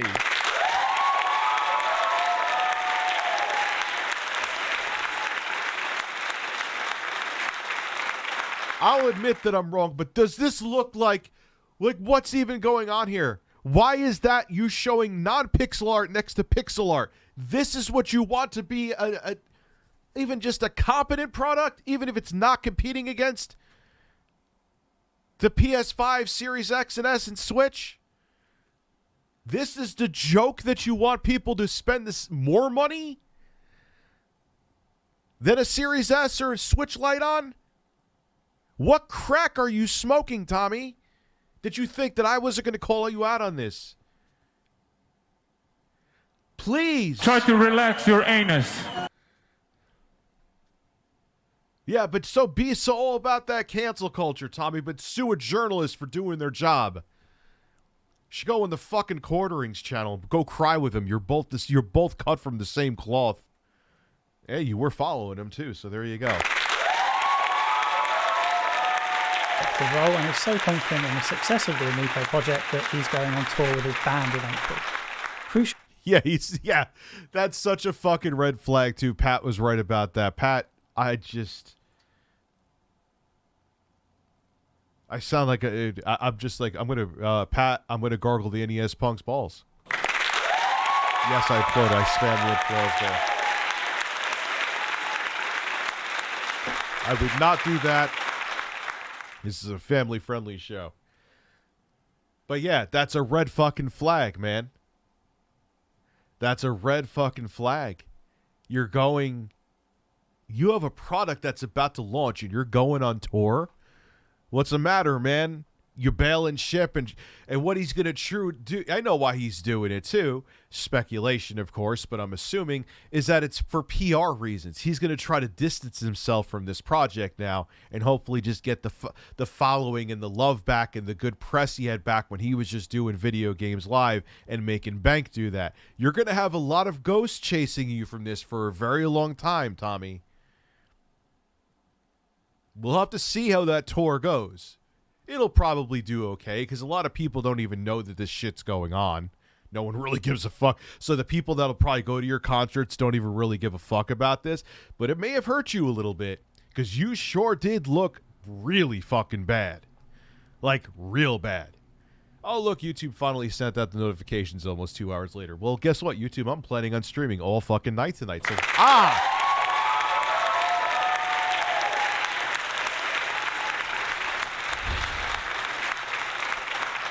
My favorite hairy man with his birds and making me giggle like a schoolgirl. Can I get a montage of Burnell? Of course you can. Kung fu my fucking ass. Now my ass is in her body. Cucumbers. Stinks like shit. Watch your balls. You win. Perfect. I have a Philip Burnell addiction.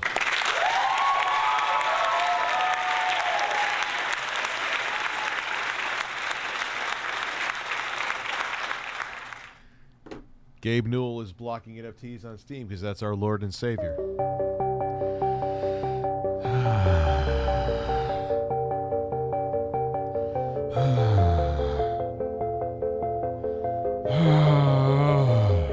Excuse me. Crucial parts of Intellivision's business model change on a regular basis, although these changes are often kept out of official materials and just casually mentioned in interviews. You could push that out of your hole, no problem, Gabe. You just gotta think of the birds. Think of the birds. Think of the birds. And most importantly, try to relax your anus.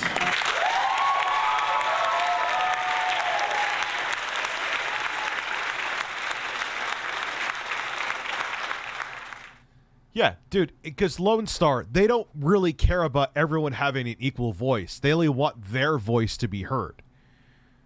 They hide behind that, I'm for freedom of speech. Unless I don't like your speech, then I'll cry about it and become more of a malicious cancel culture piece of shit than the people that are on the left that they call out.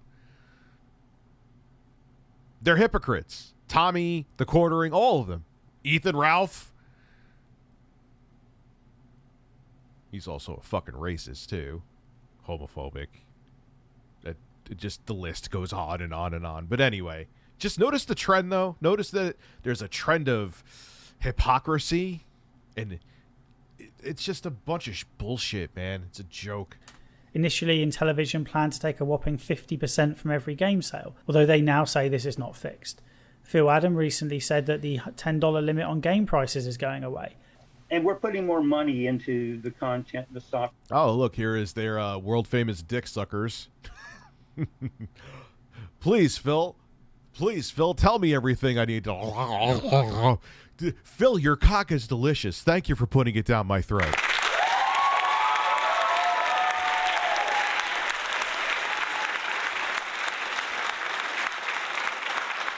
My jaw's hitting the ground. Than originally planned, and the price will go up. It's not going to go up 500%. It's not going to be $50, but it's going to go up 50 to 100% in some cases. And the products we ship day one will be $9.99 digitally, but you'll see some licensed titles and others that are higher end, what we consider AAA titles, which we will have some. Tallarico made a huge deal about having original games, but it now seems to be settling for ports. They've even started talking about... Yeah, because no one wants to make anything for this fucking train wreck. Why, in the name of God, would you put development dollars into this thing that may have, at most, and this is wishful thinking, if there's some kind of miracle that some get to retail, maybe 10,000, but I'm thinking more like 4,500 to 5,000 of these things at best will hit the market. Why would you dare put $1 into anything for this console? The timing of that burp was incredible. Please clap.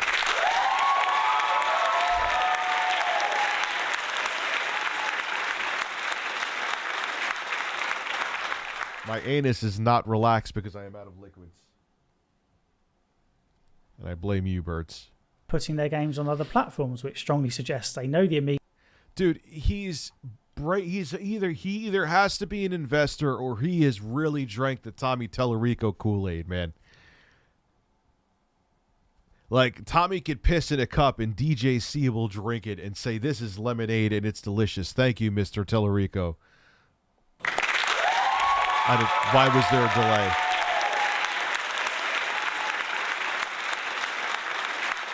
They would have, dude, could you imagine buying anybody who talks shit about the Amico? Look here! Look, listen! Yeah, but dude, it's just, Gabe, I know I told you, but hopefully you did this. Try to relax your anus. Try to relax your anus. Your shoulders. Amico is doomed and just want to get some dev costs back on the games.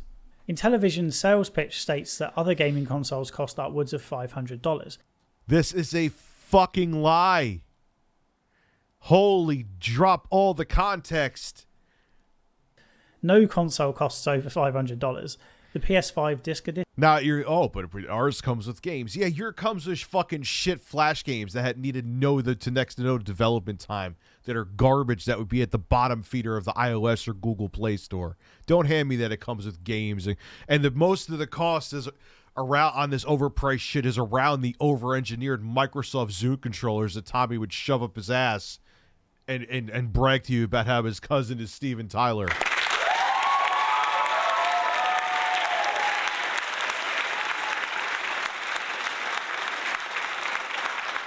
Hey, did I tell you that my cousin is Steven Tyler while this controller's up my ass? Let me brag to you about all my successes for 2 hours and eventually talk about what I came here for. That is a Tommy Tallarico interview. He may have had an Amico controller up his ass as I was talking to him. I cannot confirm. You know something, though, right? Tell everyone what you know right now. I'm getting pissed off. Don't hide it. Do you understand me? Fuckbirds. In the ass. No. It's a family-friendly show. Shh. Edition and Xbox Series X are $500, but there are cheaper versions of both available.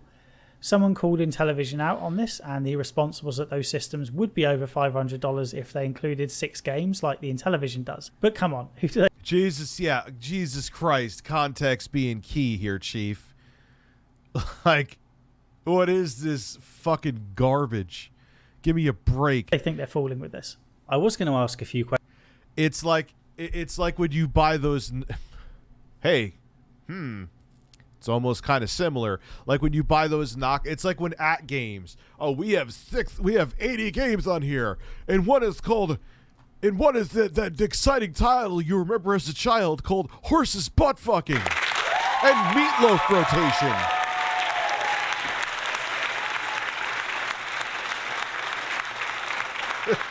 I remember, going to having those sleepovers, getting out the Sega Genesis and playing in Horse's Butt Fucking with our friends.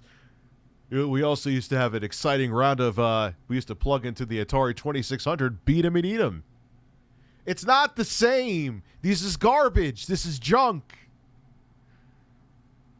It's not the same. Buy a PS5 and buy the Sega Genesis compilation and thank me later, and you'll have a system which will have a huge viable platform. Buy a Xbox Series S and sign up for Game Pass. They're totally a better value than this bullshit. Get out of here.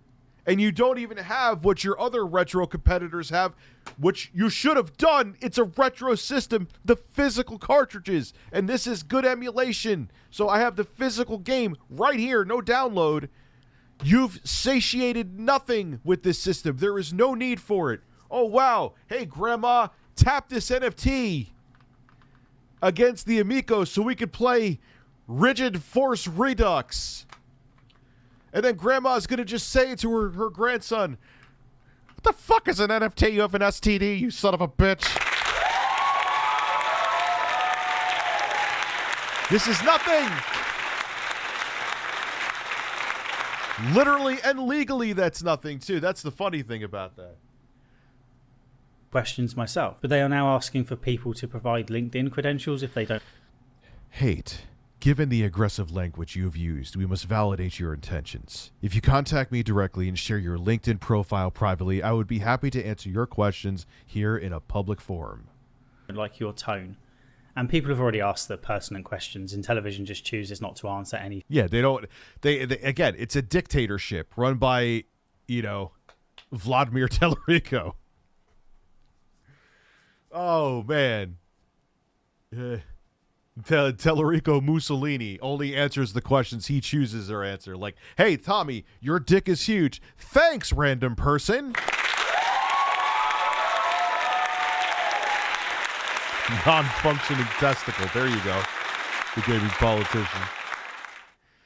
Hey, Tommy, so tell me how you're great for 3 hours. Sure, I'll call you up in a Skype call right now. Just make sure you're jerking off so my ego gets boosted even more.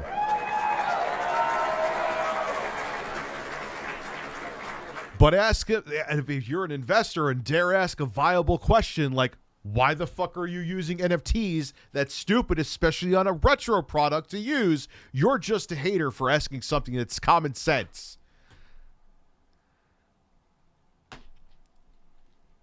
Enjoy your tour on Video Games Live, Tommy. Run away. It's a smart move. Anything beyond softball stuff. There's no concrete information on how much each console costs to make. Ars Technica did a parts breakdown and put it in the sub $100 region. The text Snapdragon. What? Let's read this real quick. Smart Display 200 doesn't sound as cute as Amico. Can I get some cock effects? Of course you can.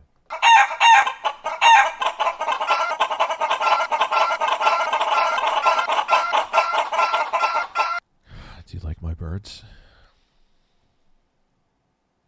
You know what? We got to change the name of the stream, man. More Amico family fun. We've been having Amico family fun for the entire evening, so I don't think we're going to be ending this anytime soon as well. So Intellivision has been frank that the Amico was built with budget price gaming in mind, as we're reaching the $350 mark that this thing, if it even ever comes out, which it probably won't, will be sold for. Its official specs page makes that clear, with performance numbers that resemble lower-powered Android smartphones. But this recent leak from Intellivision's online developer porthole, why did I say it like you said porthole, provided concrete specifics about how much hardware power this $250 system and its controllers will eventually deliver. The Intellivision developer portal was recently publicly available online, no password needed, for long enough to have the details saved at archive.org earlier this month, which we have reviewed. Sources with knowledge about Amico have confirmed to Ars Technica that the leaked specs we've seen were legitimate. While the specs were live as recently as June 14th and line up with Amico's own official specs page, they could change now between now and the system. They could still change between now and the system's launch. The bird would win. You'd peck all the corn out of his hole. Yes, you can get 3 DSP Street Fighters. Stinks like shit. Oh shit, that's not it. You win. Perfect. Louis Rossman's receding hairline. Oh shit, man.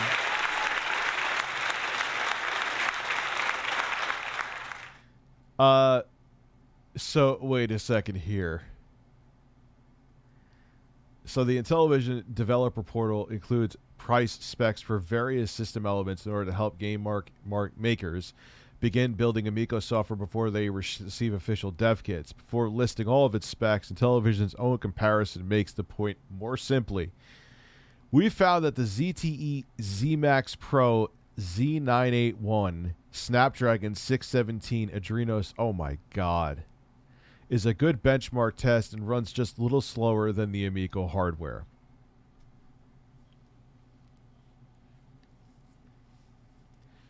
This thing is a fucking potato even for what it's trying to do. It's not about specs. Yeah, it's not like, dude, it's a joke. You can't even run like decent 2D games on this garbage. This model of ZTE smartphone debuted in 2016 at a budget price point of $100 unlocked, and that included a 13-megapixel camera sensor, 6-inch 1080p display, 34 blah blah blah. In comparison, Amico works as a set-top box for your TV while embedding a 3.2-inch 240p capacitive touchscreen into one of its controllers, 2 included in the box. Other comparable phones listed in Amico's portal include the Honor 8C, Xiaomi Redmi Y3, and Motorola Moto G7.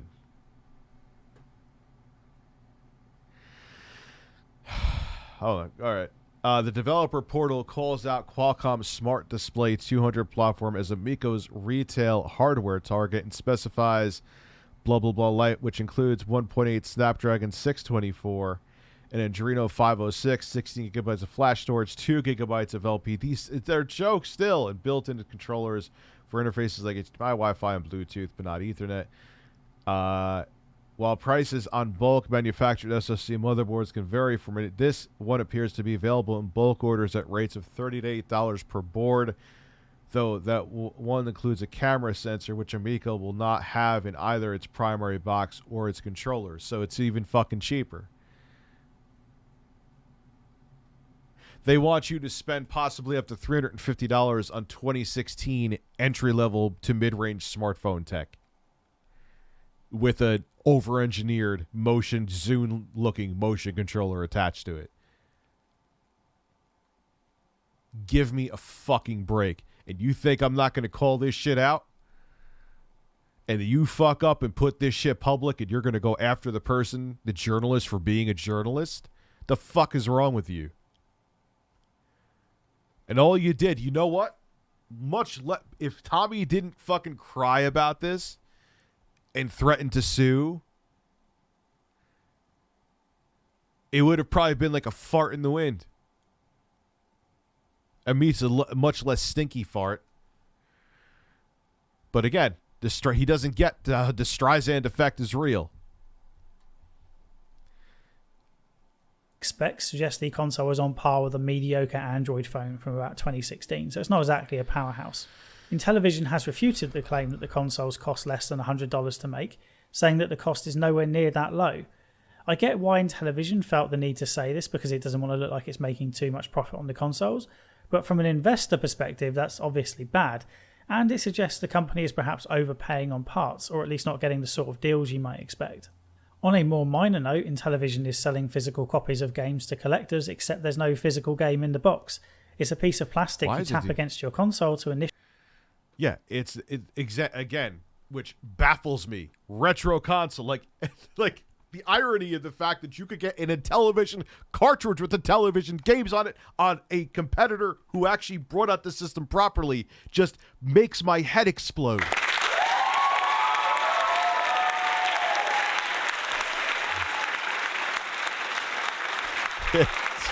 What the fuck is up with Snow Coral, Kyle?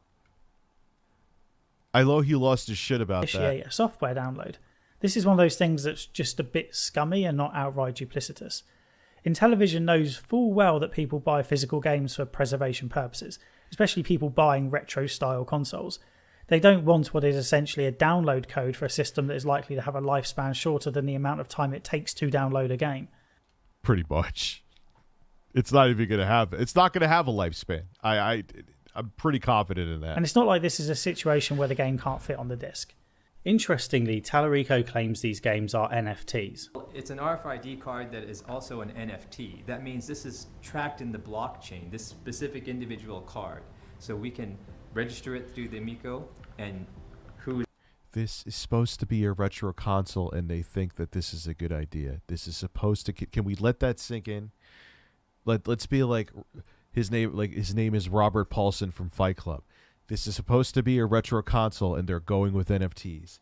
This is supposed to be a retro console and they're going with NFTs. They want grandma to get a fucking box and go like this. Oh, just to use your near-field communication to tap this to have your game on the blockchain. Grandma is just going to shit her pants and want to throw the Amico in the trash.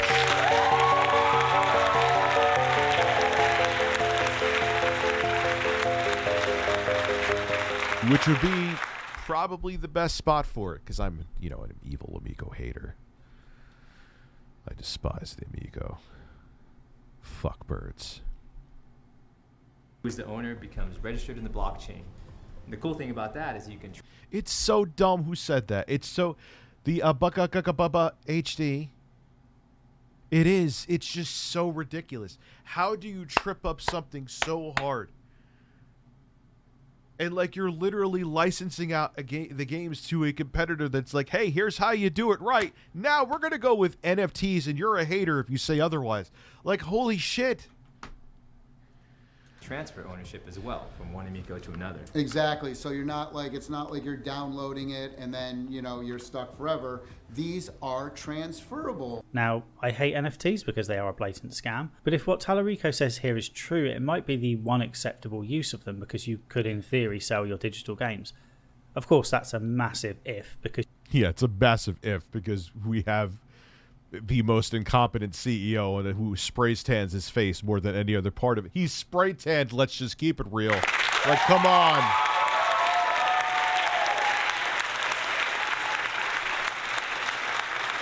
And I would bet money he waxes his chest. He has to wax his chest. There's no way.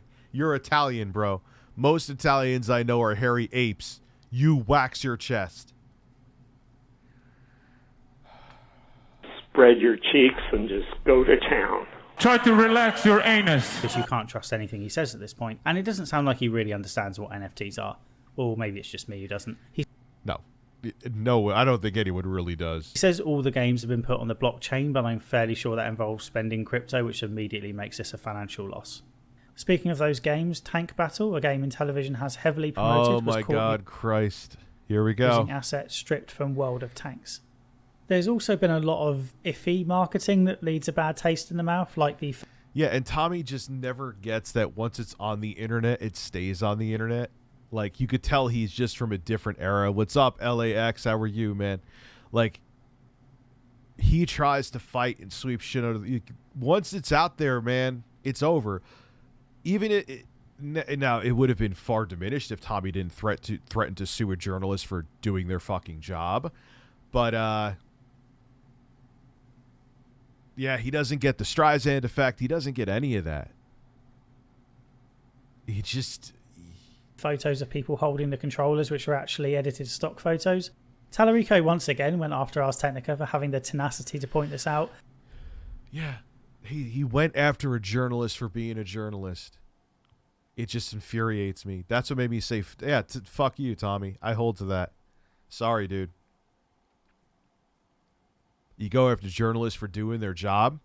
Yeah, no wonder why you vote for people like Trump. I'm sure I'm going to piss off people by saying that, but am I fucking wrong? Go cry in a quarter with the quartering. You two fit together real well. And, okay, while he's right that this is what stock photos are for, that's not what bothers me. These photos were included in a 2021 E3 presentation. At this stage, Intellivision had video footage of people using the controllers, and that was included in the video.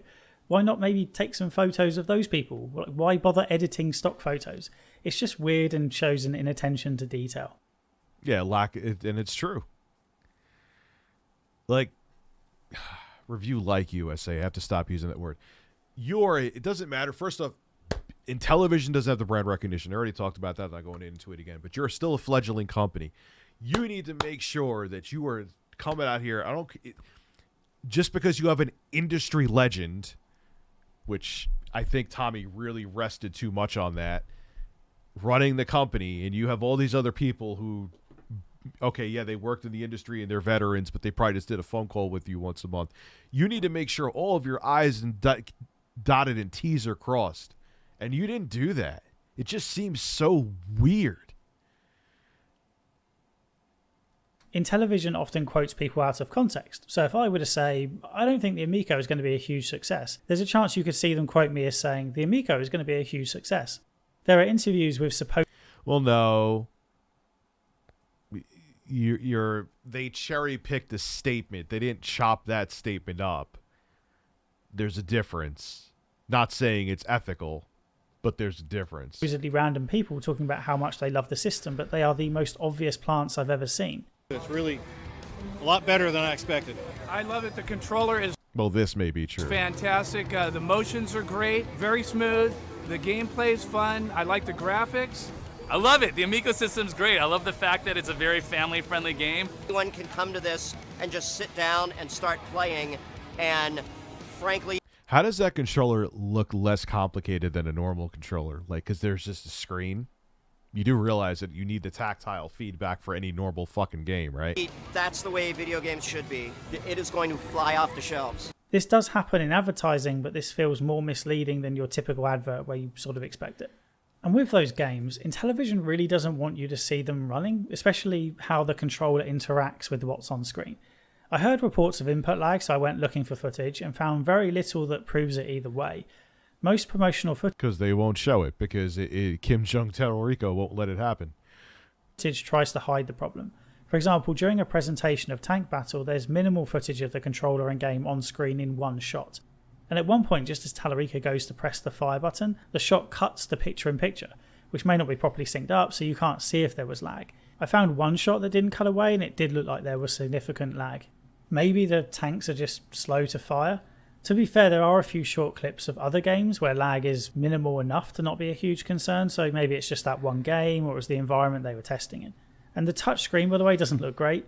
When talking about Astro Smash... Ken, it looks like something out of like a 2006 product. It is what it looks like. That controller looks like something that from 2005. That's what it looks like. Talarico excitedly talks about different color ships to choose from, but they all look the same color on the touchscreen. Now you'll notice the 4 ships are 4 different colors. If you're fucking colorblind, sure.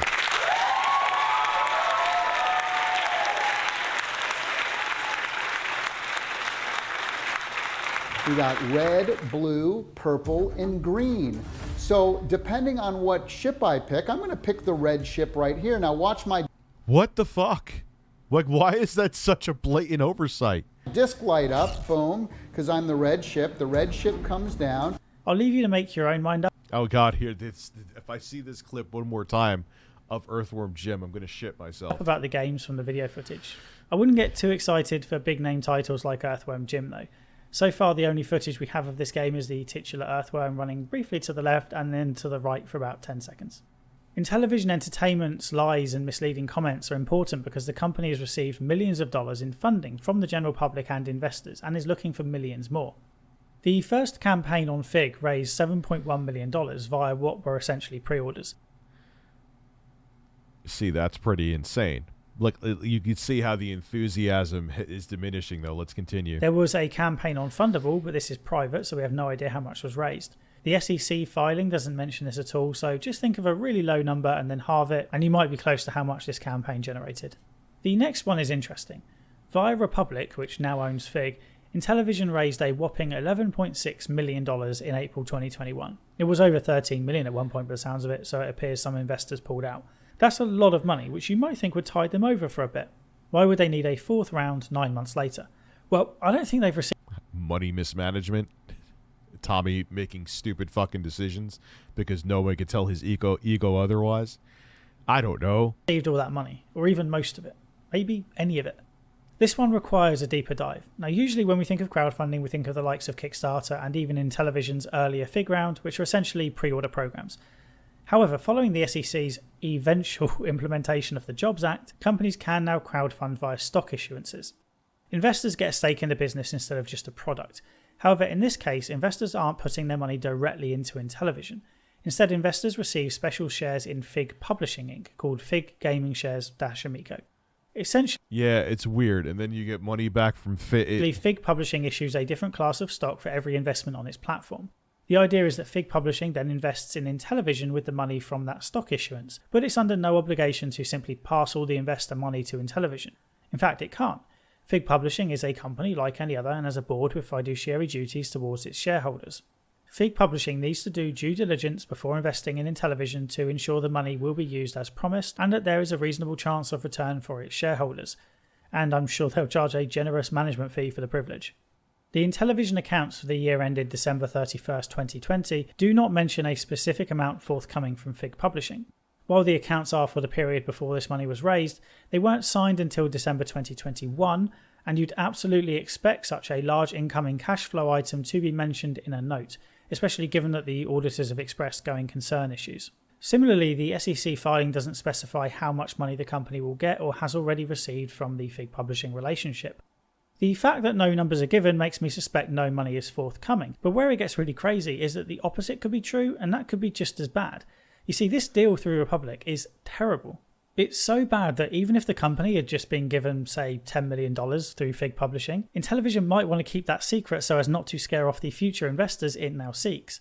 The conditions of the Fig Publishing investment state that Intellivision must give a revenue share of every hardware and software sale until investors have been paid back 3 times their investment, and then for 2 years after that point. These revenue splits can be as high as 15% on hardware and 25% on software. Holy shit. Oh, Tommy's going to blame the fuck out of everybody. Yeah, of course. Remember how Adam said game prices are going to have to go up? Well, this might be why.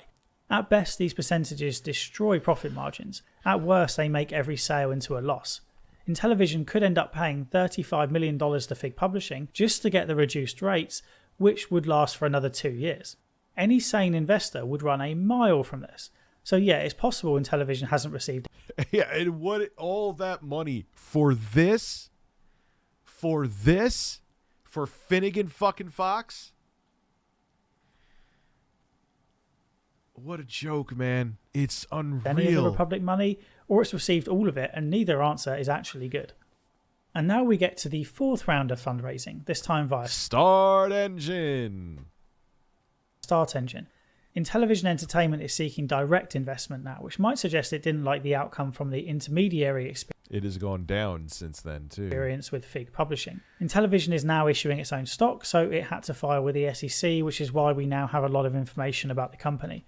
As an aside, Intellivision formed a Delaware C Corp for this funding, which is not unusual nor suspicious. While the Ars Technica reporting has generally been excellent, I do want to correct part of this article which suggests the incorporation may have been for tax reasons. It's not. If Intellivision still has a physical presence in California, California will get its cut, don't you worry about that. Investors are just more comfortable investing in Delaware corporations as opposed to California LLCs. $58,000. Now, Intellivision is seeking $5 million. At the time of writing, it has under $70,000. Yeah, the SEC 60 filing now. outright admits that even if it gets the entire $5 million, which looks incredibly unlikely, it will have to raise another $5 million in a There's zero. It's not happening. There's no way. few months just to make it to the end of the year. You have to be a bit careful when reading these SEC filings because companies are encouraged to list all possible risk factors, and they tend to go a bit overboard and err on the side of caution. That's what Intellivision did. Actually, if I were a skeptical man, I'd say it's thrown loads of unnecessary risk factors in here to try and obfuscate the important ones. For example, many of the risks just essentially say we need to comply with the law, although I suppose it's equally likely this was not deliberate and just a result of doing the filing on the cheap. Anyway, there are a few nuggets in here worth looking at, mainly the intended use of the funds. It's incorrectly worded, but what I think they're saying is if it raises up to $5 million, it will spend 32% on the back end and optimization of the firmware, so potentially $1.6 million. And keep in mind, this system was supposed to come out a couple of years ago. I thought this was all ready to go. I thought it was... That's what I'm saying. People are still going. Like, even Keemstar was saying that. Like, no, dude. If this was ready to go in 2020... I'm going to have to go blow my nose. If this was fucking ready to go in 2020, Keem, why the fuck are they still working on the back end, dude? If this was just about the pandemic and semiconductor shortages, no, bro. Daniel fucking Keem, they're mismanaging the company. This thing is a joke. I have to go blow my nose. So I don't pull a... Remember Wings of Redemption sneezed one time? He had a giant snot dripping down. Here, birds.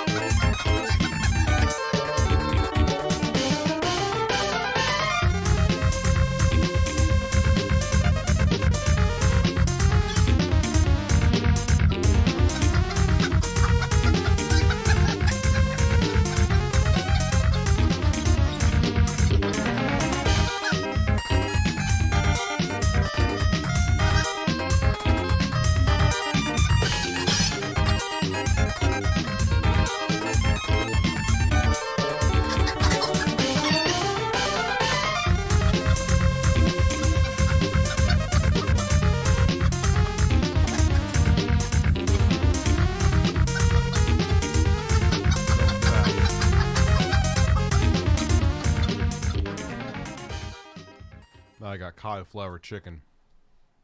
This sure sounds like the storefront is nowhere near ready. I've seen people throw around the $8.7 million figure for debt. I don't think it's quite that bad. Most of this appears to be the prepayments for the consoles, if I'm reading it correctly. I've not done accounting for like 12 years now, so I may be a bit rusty. This amount will be paid off by delivering the pre-ordered consoles. I'd be more concerned about the short-term debt, which at the end of 2020 at least, way exceeded short-term assets. Intellivision is struggling to pay its employees and business partners. Speaking of debt though, we really do need to take a look at some of these loans because there's a real problem in there. Yeah. It's tempting to dramatise the loans from board members like Talarico, but these types of loans are not uncommon and don't necessarily indicate a lack of faith in the company or anything nefarious. I mean, they also probably do, but it's common and not the big issue here. Interest on loans is tax deductible for the company, so it can be preferable to take on debt over equity. However, there is one loan that stands out. Sudesh Agarwal, or possibly Agarawal, it's written two different ways, loaned the company $650,000 with a loan fee of over $200,000. That's an insanely high loan fee, which I would take issue with if it weren't for the even worse part, the repayment terms. Intellivision must repay Agarwal $100 of this loan for every console sold. $100. That is nearly 30% of the $350 retail price. And bear in mind the original... That's insane. I don't know how anyone could look at that.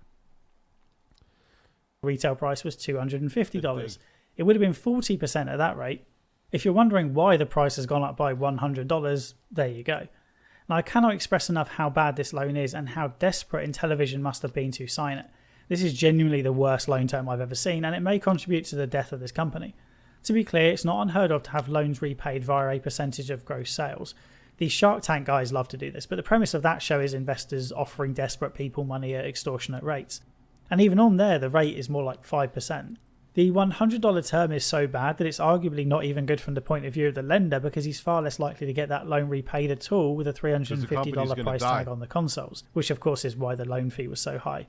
Now, this $100 per console payment is not the only amount Intellivision has to pay in lenders and investors. There's also that FIG publishing deal, which could take 15%. We don't know exactly how these numbers will be calculated, so I don't want to be too specific.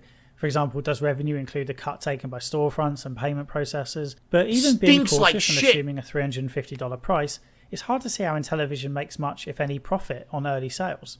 $350, less $100, less $50 to FIG, less delivery charges and payment processing, less cost of goods sold.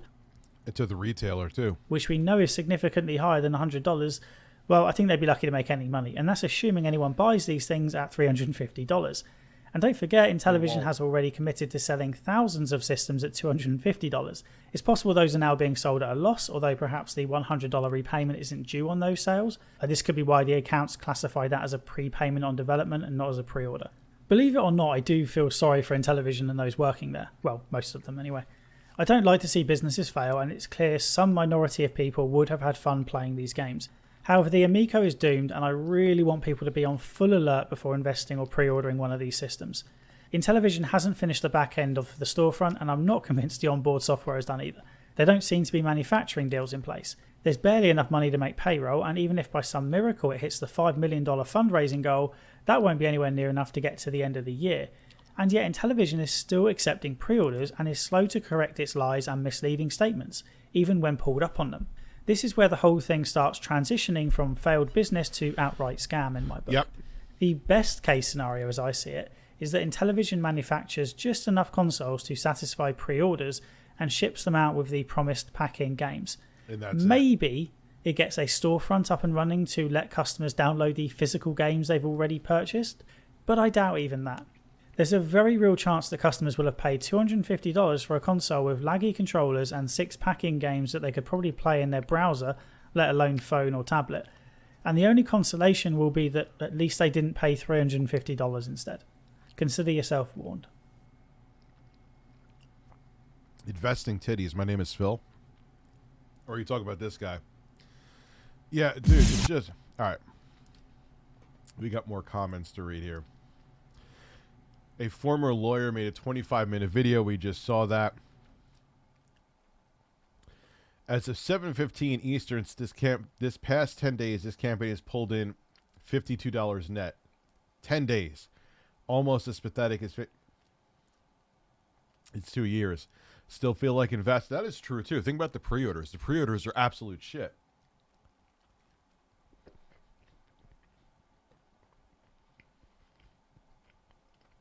Look at this. Okay. The only thing is that cauliflower chicken is good. Sometimes it tastes like farts.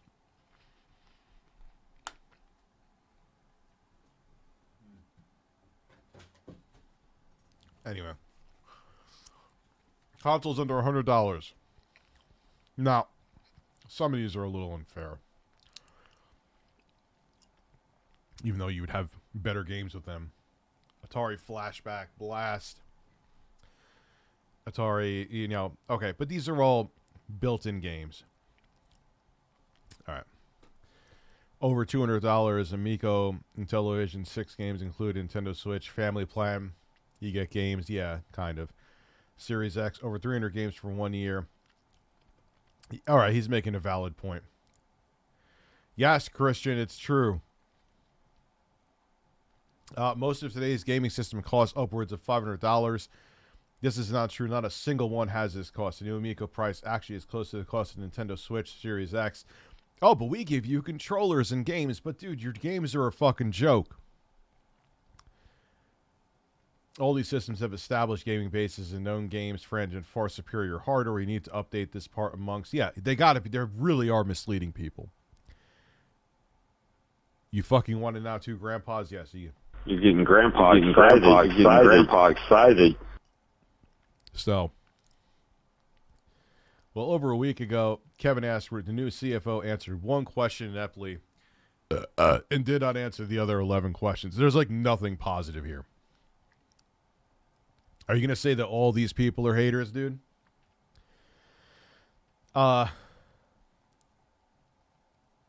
The CFO told Kevin he would answer the question soon. Hate R copy and pasted the same question to get an answer from the CFO. Nothing. I am reposting this again. For a family-friendly product, there's a lack of diversity, gender specifically, on the leadership team. How is this bias balanced in product design, messaging, and marketing? Which is true. It's a bunch of dudes. A bunch of white dudes.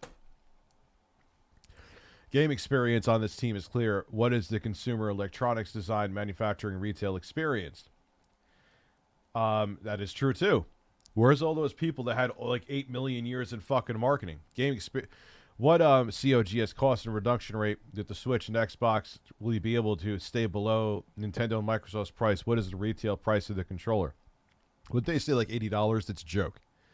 What is the revenue share split between per unit based on crowdfunding plus loans? How many console units will you have to deliver before you generate profit? I think Tommy told me 100,000. It ain't. That is a fucking pipe dream now. Inexpensive multiplayer family class. Did I miss one here? With the cash position, can Intellivision develop a wide enough collection of games to attract customers to the first party approach? How many games were released in 22, 23? Didn't they say like 15 fucking games or something ridiculous? Inexpensive multiplayer family classic and simple games exist on all of today's major game systems. When the majors have hundreds of these games for less than $20, what will convince a family to buy an Amico when licenses like MLB, Crayola, Sesame Street, Hot Wheels, Dungeon, and Dragons be available? Yeah, I agree with this guy. It's all shit. Let me see if there's anything on YouTube about this, and then we'll go. Because they ain't advertising any more shit. The Amico. This is why I hate eating lunch up here. Television Amico fans have lost the plot. All right, I'll take it. Retro Bro is done? No. It's breaded with cauliflower. You could actually have the whole bag of that. It's like 400 calories. And it's actually pretty good. It's spicy, too, like my ass. You have that? Is that what you have? Back and forth? While I was a fan of the original Atari 2600, I was never much of a fan of the Atari VCS that was touted a few years ago, and I had serious doubts about whether it would ever come to market. And as you can see here, I made a few videos about it, I think 4 in all, and one of them, Atari Casino, the final insult to fans of the once... Who is this guy? Let's give him credit where credit's due. I don't like just watching people's videos and leeching. Joe Chip. Yeah.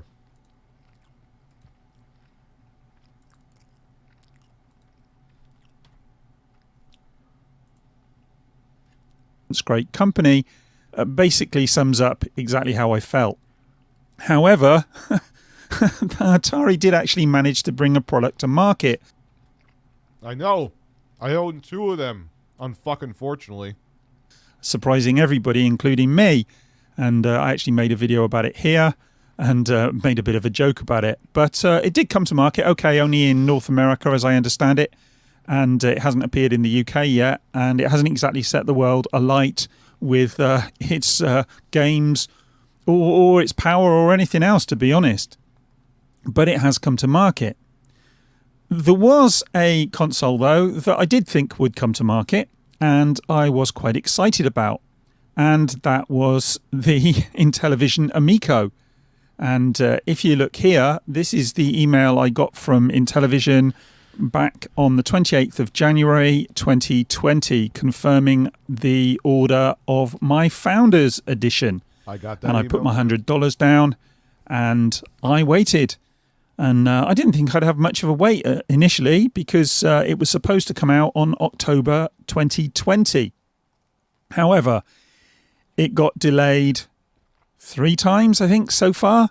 Mm-hmm. And then just the other day, things got a little bit worse. Well, a couple of weeks ago, things got worse. And this is a story here. You can see here. It says, Intellivision Amico may never be released. And it says here, Intellivision Amico console was announced in 2018 and was meant to launch in October 2020 with, as I say, the pre-orders going live on the 28th of January 2020. Following a number of delays, the console never made that date, and a recent SEC filing suggests the device may never make it to production. And this is the relevant piece here. It says, it is possible that there may never be a fully operational Intellivision Amico, states the SEC filing.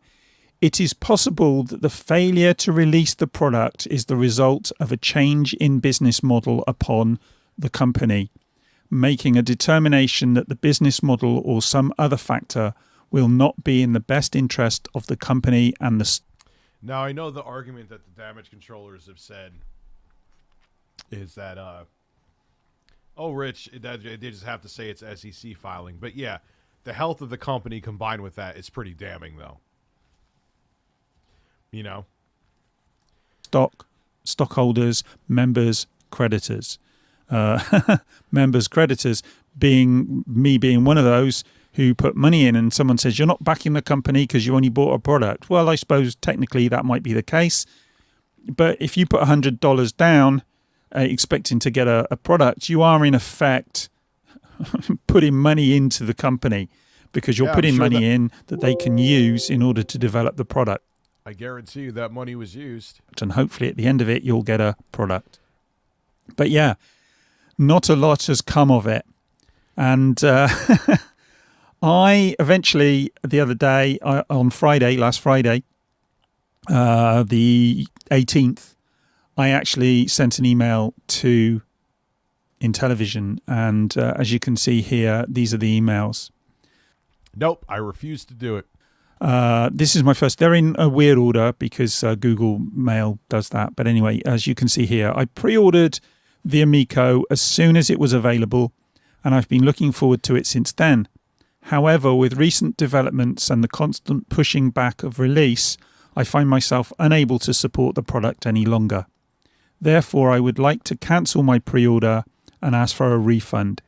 If you need any further details to continue with this cancellation, please feel free to contact me. And then they say this. That order has been cancelled and a refund issued. Now, at the time, I didn't know that the refund had been issued because they hadn't actually contacted me until I contacted them again. And in effect, what happened was... Wait, they cancelled your order? Is that what he's saying? They refunded my money to my PayPal account and didn't tell me.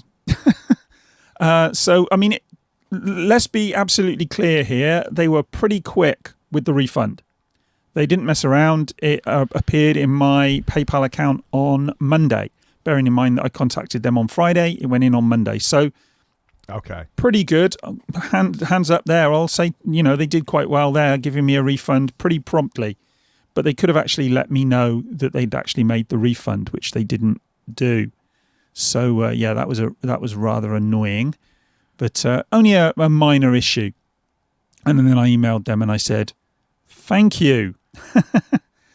So that's the situation I find myself in. I've been refunded. I haven't got any money left in the company, such as it was, $100, not a huge amount of money, but, money I can spend on something else.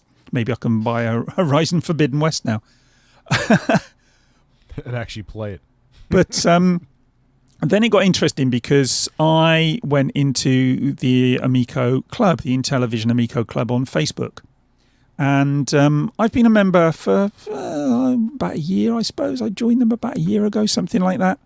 And I posted, because I wanted to, in effect, tell them, look, it's okay. Intellivision are still refunding if you need to be refunded. And this was my post that I put up. Oh, no.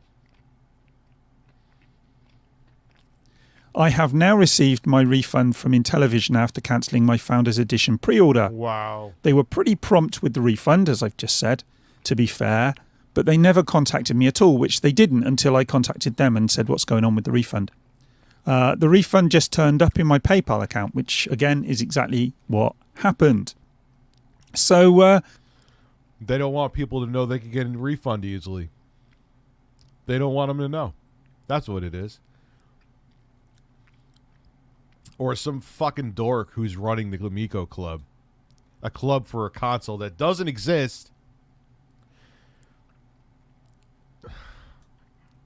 I put this up and this is what happened. I got this from the Intellivision Amico I'm so glad I'm Club. covering this. It said this. This post has been declined by the admin or moderator. You can see their feedback, make changes to your post and submit it for review. So what a fucking loser. I looked at the details. Let's just go back a second. See here, I clicked on the details and this is what came up. Just stating the admin team declined your post to We're glad you received. However, sharing this at this time will likely draw unneeded attention. Unneeded attention that people could get a refund. Not everyone's rolling in money, and maybe they were, and I'm sure the people were very diehard. And I guarantee you the people are very diehard. Also, okay, maybe some of them didn't have the money, but they were so amped about this product that they put their money in there. Maybe they are hesitant now. Maybe they need to see this. What assholes. What fucking losers. Intellivision Amico Club. And it says here, we're glad you've been able to receive your refund. However, sharing this at this time will likely draw unneeded attention. Thanks, though. Which I thought was really odd. Because, as I say, the reason I posted this was in effect to let people know, look, some people are worried about Intellivision. They've obviously got financial issues, but major ones. For people who are in the position that I'm in and thinking, maybe I should cancel, as it stands at the moment, they are offering refunds promptly. So from somebody who's put money into the company in terms of wanting to buy the console, who may... Could you imagine Sony or Microsoft hiding? Or Nintendo? Actually, Nintendo kind of, like when they were talking about preserving game history, they tried to sweep that under the rug. But if you bought a product and you wanted a return on your pre-order, I don't think Sony, Microsoft, or Nintendo would do that. I can guarantee you, basically. What the fuck, man? Maybe having cold feet now. This is actually good news because it means that the company are, sticking by what they've said, certainly in this area anyway. And they are making good on refunds. So I thought that was a good thing to let people know. It'd give them a little bit of confidence, so it was a really odd response that I got from the club. And the cult. It kind of reflects the tone in the club because there's a lot of people talking about we need to be positive and we need to support the club. And I know the rules say, it's about supporting the Intellivision Amico. And I understand that, and that's fine. Nevertheless, there are some real problems. And, we've already covered some of those. If we go back in, let me see. If we go back in. Yeah, I could see if this was like everything with the Amico was going swimmingly and it was coming out on time and people were just trying to spread FUD. This ain't FUD. This is people, hey, you want to get your $100 back off this sinking ship? Here's how you do it. That's all he's doing. You know, some of these issues here, these aren't things that are being made up by people. This is actually going on. I did not put my penis in Miss Galinsky. I put a cigar.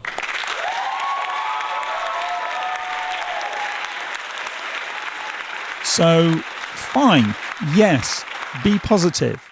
And if you want to hope that the console comes out, because that's all it is at this stage, it's hope, then fine. I've got nothing, and I've got nothing against you if you want this product to come out.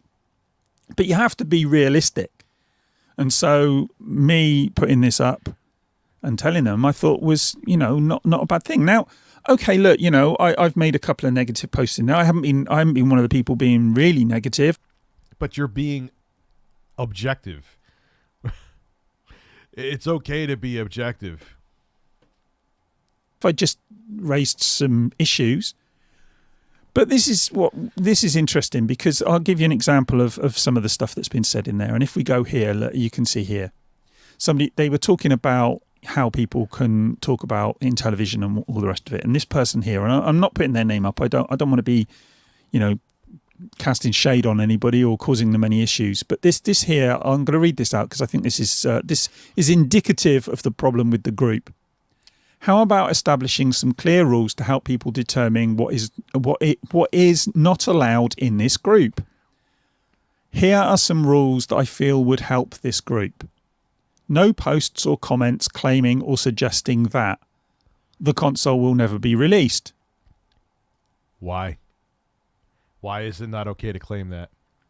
Well, that's all very well, but suggestions are that it may well never be released. The writing's kind of on the wall, Chief. Because Intellivision themselves said as much. So, it's kind of wishful thinking at this stage. It may or may not be released, but there's a good chance it won't be. So suggesting that it may not be released is perfectly reasonable. 1A. Well, he's got 1A anyway. Jesus Christ, these people are dedicated. 1A. Intellivision has no intention of releasing the console. Well, they did, but now they don't. At least at the levels that they initially said. They may at minimum do they're like financially and legally obligated release. I'll probably see one. No, I won't. That's not a maybe see one. That's too strong a word. This thing ain't getting released. You're not seeing this thing in store shelves. Get the fuck out of here. People are entitled to think that it may not have any intention of releasing the console, given that they've said they may not release the console. It's thought again, release. Same issue. Intellivision is in financial trouble and will not be able to release the console. Which is true. Oh, let's just go back again. The filing also reveals that the company has never turned a profit. Well, that's not ridiculous that it's never returned a profit, because obviously, it's a new company and it may not have returned a profit until it gets the product to market. But has never turned a profit since the project started and has sustained losses since inception. Again, you would expect it to, sustain losses initially. The company has significant debt and needs $10,000 to continue to run until July 2022. I'm surprised they could run until July with just 10,000. Bigger investment of $5 million will only allow the company to continue for approximately 7 to 9 months. Yes, but don't talk about how they're in financial trouble, because you're just a hater.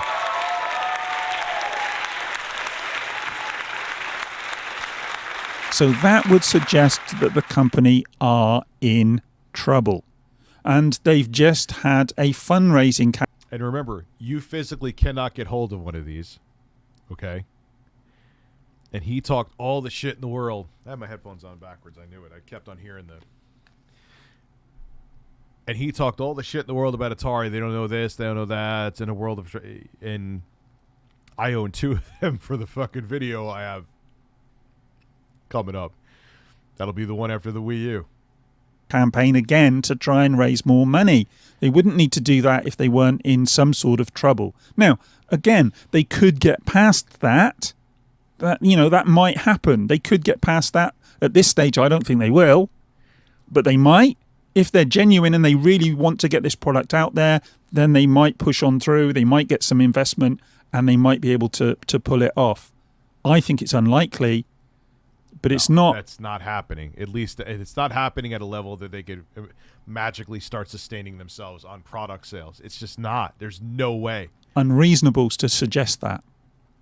And again, Intellivision is in financial trouble and will not be able to release the console. It's reasonable to suggest that at this stage. And I know people want to be positive, but there's being positive and there's being a fucking cultist. Putting your fingers in your ears and going la, la, la, la, la, which is what this guy seems to be doing. Oh, I'm sure, dude. He is... and dude, he is in that kind of personality where he's going to blame it on everyone else but himself. You know what I mean? It's going to be everyone else's fault but himself. I'm going to have to stop in a minute, get some coffee, and throw out this one last... I don't want this last piece of chicken. 2, the console will be a commercial failure. Well, we don't know that at this stage. If it did release, would it be a commercial failure? Oh, come on. I know you're trying to be, middle of the road and objective, but come on. I always thought that it was going to be a niche product. Whether that would result in it being a commercial failure, well, that's open to question. But again, it's not unreasonable to suggest that. Now, look, if people are coming in and trolling about it, that's a pain in the arse. You don't want that. But it's perfectly reasonable to have a reasonable conversation. And I think you can... Yeah, like, who is the console for? Genuinely, who is it for? Generally pick up who's trolling and who's being reasonable. All Amico games are bad. It's perfectly acceptable for a member to say he or she is not interested in a specific game, excuse me, or a specific game category. Right, so this is one where I really have some problems because I've always been interested in the Amico hardware. I always thought it was interesting. Okay, it's not particularly well powered, but that's not necessarily important. I mean, the Nintendo Switch isn't particularly highly powered, but it's still a great console. The problem it's way more capable than the Amico, though. You ain't running any form of The Witcher 3 on a fucking Amico. Always had, right from the beginning, is I wasn't entirely sure about the games because they don't look that great. If I'm being honest, they really don't. They never did. That's kind of what initially sent me off board. Like, even early before Finnegan Fox, I remember seeing some other gameplay, and I'm just like, what the fuck is it? But I kind of was more accepting of it because at the time I'm thinking, all right, it's a console, it's going to be $150, $180. This is still kind of yikes category, even at that price point. But, all right, fine. But $350 and you're offering Shark, you've lost the fucking plot. Possibly don't want to exaggerate. It still might be $250, but you've lost the plot at $250. The plot is fucking gone. They look like old games with a bit of modern graphical polish, but nothing of any real note. And as some people have commented, they look a bit like mobile games. And they do. They do. I'm sorry, but... A little bit? They do. Does that mean that? Of course. It's running on a mid-range 20... Maybe 2015, but I'll say 2016. We'll stick with that chip. That's meant for mid-range, like, smartphones you'd find at Walmart with the prepaid plan. They're bad? Well, no, if the gameplay is still fantastic, then they might still be good. But let's be honest, those old-style games are fairly rudimentary. That's why those companies are no longer around and we've got newer companies producing newer games. You have to move on. Companies that move on continue to push out games, continue to push out hardware and all the rest of it. I mean, yeah, and he's right about that. There's a retro market, and obviously, I like a good old-fashioned beat 'em up any day of the week, but people have moved on because the technology has moved on. We are in a different time now where, and the people are playing, let's just keep it real. You could do all the market research you want to, Tommy, but most of those people, and Pat and Ian have said the same thing, again, oh, there's billions of people that play games. Yeah, on their fucking cheap Android phone that they're getting it off the Google Play Store for free. They're not buying games. And if they are, they may be buying like a $2 or $3 one on the fucking store, Google Play Store or App Store. Atari and Intellivision have gone the way of the dodo because they didn't evolve. Partly, there's all sorts of other reasons. I was about to say there's a lot of other reasons besides that they're cheap. Atari tried to evolve, but didn't work out behind it as well. But, so trying to bring back these older type games, maybe it may be that they look bad to a newer audience. People with the rose-coloured blinkers from the past may like them, but it does mean that it's likely to be a niche. As I say, bad. That's a relative concept, isn't it? And it's always down to personal preference whether you think something's good or bad. But it would mean it's going to be a niche product, or likely to be a niche product. Trust gas station weed more. I wouldn't go that. Well, at least you could buy it. It may kill you, but you could buy it.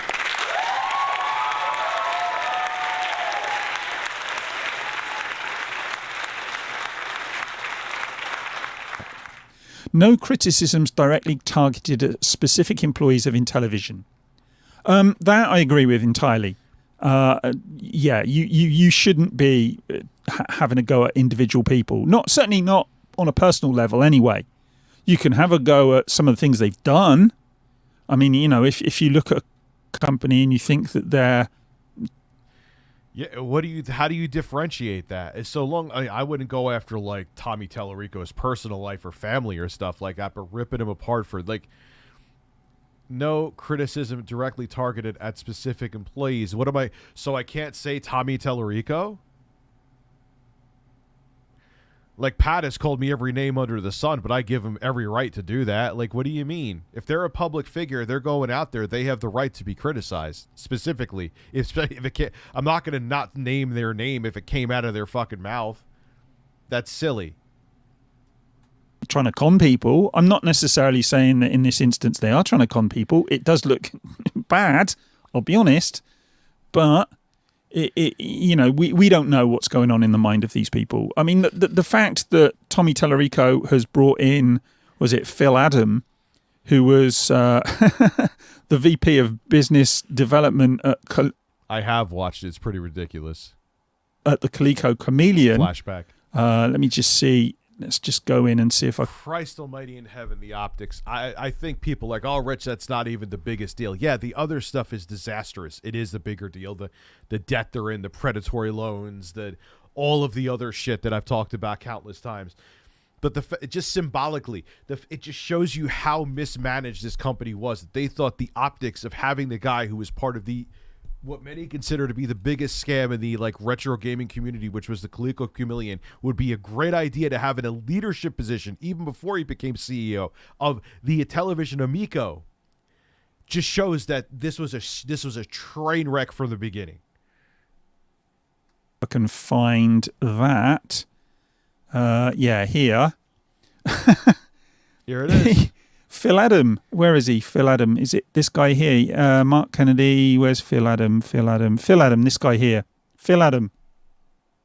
So yeah, he was VP of Business Development. There you go. He was VP of Business Development at the Coleco Chameleon.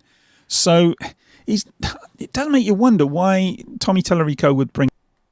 Spread your cheeks and just go to town. Because it's just Tommy's like, oh, what are you into cancel culture? Get woke, go broke, bro. Even though I'll try to sue you for being a journalist, and I'll try to cancel you that way because I'm hypocritical. He doesn't listen to fucking anybody.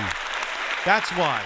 I'm sure there's no way you could have a 72 IQ and you would have the common sense to know, well, Tommy, he was part of another. It doesn't matter he was against it. It doesn't matter. It doesn't matter if he just went to the Coleco Chameleon fucking bathroom and took a shit, like I used that analogy before, and did nothing else. He was still affiliated with it in some way, shape, or form. Not a good look for your fledgling company. Oh, what are you pro? Can't get woke, go broke, man. Like that. Come on, dude. Come on. Like, I'm not saying I'm Bill Gates by any means. No pressure, though.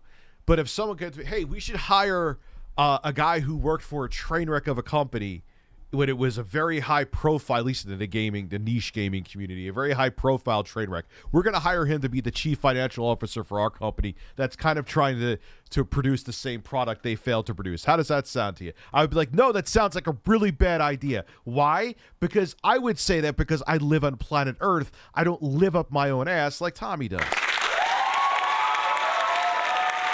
Oh, I'm sorry. Is that a personal? Is that too personal? Is that not nice? Or is it just being brutally realistic? That you have to be so out of touch to think that was a good hire, that was a good business decision. Bring him in, given that he's not the sort of guy who's going to fill people with confidence. It's a really, really odd decision. Really odd decision indeed. So there's that as well. So, yeah, I mean, look, criticize Tommy Tallarico personally, have a go at him personally or his family or anything like that. No, absolutely not. But his decisions, yeah, and I think bringing in Phil Adam... Yeah, I agree. Like, I don't know, Tom, like, am I going to talk about him, the Ferrari ride or, like, the stupid shit that he says? Yeah. The fact that you could tell that he's in love with himself? Yes. He's a public figure. That is fair game. But yeah, of course, I think he's taking it a little too far. It's like, no, don't talk about, like, if they're acting dumbasses, I'm going to, the Karma engine, which they're trying to sell as an actual, like, AI technology. It's not really a thing, but they're still trying to push it as a real thing. Yeah, I'm going to call them out on it and call them dumbasses for doing it. Well, it just doesn't look good. No complaining about not having answers. It's perfectly acceptable to ask an honest question, but sometimes the answer is simply we don't know. You don't know enough is the problem. You don't know enough is the problem.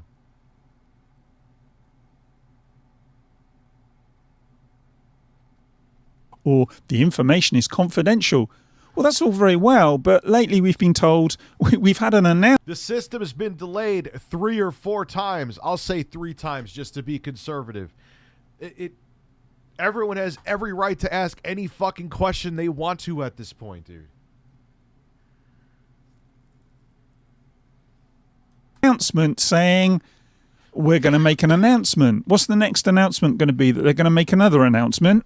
Yes. Look, when you're hearing these stories, the company needs to be up front. They need to come out and they need to make it clear exactly what's going on. This uncertainty isn't helping anyone. And pretending that it is, well, again, that's just sticking your fingers in your ears and going la, la, la, la, la. I mean, come on, really? No posts or comments disputing official information from Intellivision. Why not? Why not? Why not dispute it? If because they want, but they think they're going to yes men themselves. They're still that there are people there with that big of egos that are that delusional, not just Tommy, that think that they're going to yes men themselves into a successful product. If they come out and they say something that is demonstrably untrue, look, if they're saying things and you have no evidence to suggest that what they're saying isn't true or that they've made a mistake or whatever, then okay, you probably need to back off a bit. But if they're saying stuff and it's either nonsense or it's not really telling you anything, then yeah, you can dispute it. Why not? Again, people need to, this is the Intellivision Amico Club, and outside of the Intellivision Amico Club, I would be stronger than within it, but you still should be entitled to, talk about these things. This is just the Circle Jerk Club is what it is. That's what it's about. And what I love here is I think there was some comments that were deleted, but this guy here, and I think it's the same guy, says, the point of this group is not to have debates. Well, why? The point of the group is to do exactly what Tommy wants you to do, to jerk off to his greatness and the greatness of his company. He doesn't want you, and he doesn't realize that this was... this console had a snowball's chance in hell, like I said before, but this was its biggest downfall, is he thought he was going to yes-man himself to a successful product. I do, like I said 1,000 times, believe he wanted to sell something. He wanted to put something out. But he's just delusional with how he thought he was going to sell this. What are you doing then? Even if you're just saying, I really like this game. Oh, no, I really like that game. I think this game's better. No, I think that game. That's a debate. That's a debate. Where are you going to draw the line? Where are you allowed to debate and where aren't you? You can just say no, or you've got... He just isn't the right person to run a company, DBZ King. All you can do is sing, get to the next one. All you can do is sing Kumbaya and make it into some sort of religious cult. The point of this group is not that this is meant to be a community for the positive celebration of anything. Singing Kumbaya is the point of this Facebook. If you want to criticize and express fear and uncertainty, this is not the place. The cult of Intellivision. Well, according to this guy, yeah. Singing Kumbaya is the point of this Facebook group. Oh, I thought he was being sarcastic. Wow, this is really fucking sad.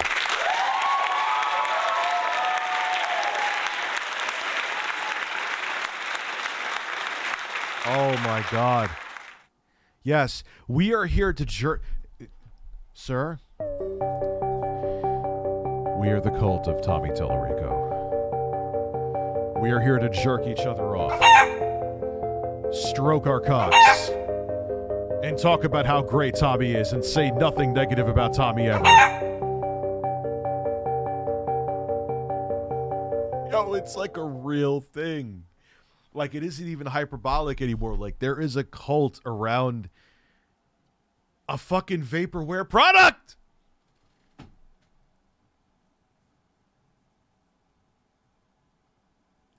I've never seen anything like this before. I could see a cult around even like the 1X player. I would refute why, but I would see a cult around that. I could see a cult... It's not, it doesn't even exist.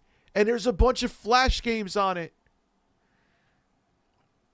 Why? What do you see? What were you sold on? What do you believe? Tell me. I'm not even saying it rhetorically. Is there something I'm missing? I don't get it. Ban anybody who doesn't. Like, literally, that's what they want. Ban anybody who doesn't love the Amico.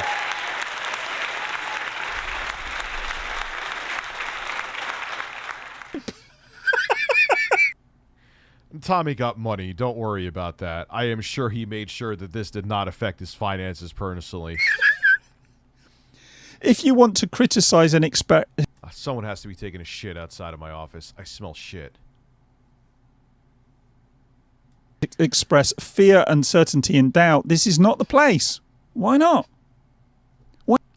Why would you not want to discuss the negatives and positives of a product that you either pre-ordered or invested in? Why? I'm invested in some crypto. I would not know the positives and negatives of it. Even if it sounds terrible, I'd rather know about it. There's sometimes where it's like FUD. Like, there's literally people who will go around about stocks or crypto and purposely put out negative information because they want to put the price down, maybe because they want to invest low, and you know, there is manipulative shit. But there's a difference between that and criticism. Like, no, you got to hear it all, man. You want a circle jerk, I'm sure you could get a ride in the Ferrari and go to town.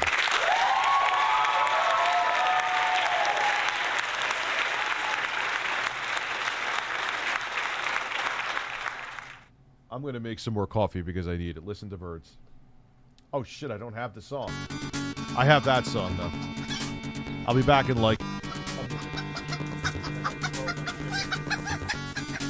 Throw out my chicken.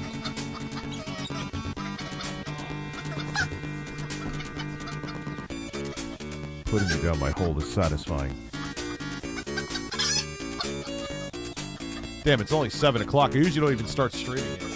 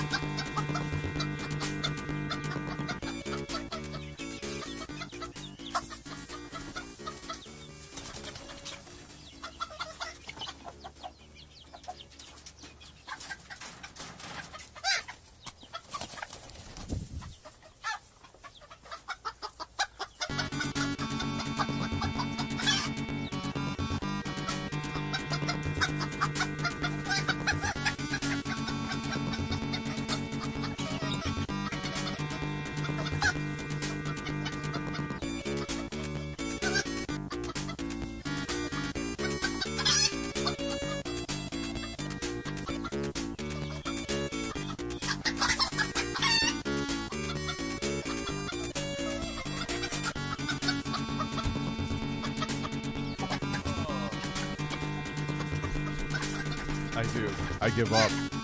I am waiting for redemption. I moan every time I call. Look here! Look, listen! Why not? This club is for people who have paid $100 up front for the console. Or maybe investors. And many of them have bought games, physical games, that will never exist in physical form. They've basically bought cardboard, which will give them... And that is amazing. That's another amazing thing, too. And there's a lot of people that don't know the fine print on this. They really think, like, oh, I have a game. So this was so shady on multiple levels. Shout out again to Destiny FOMO on YouTube for sending me out. Make sure you check her out, Destiny FOMO. Because not only was it a way to get money and to be like, hey, here's something and give us some money so we keep the company afloat.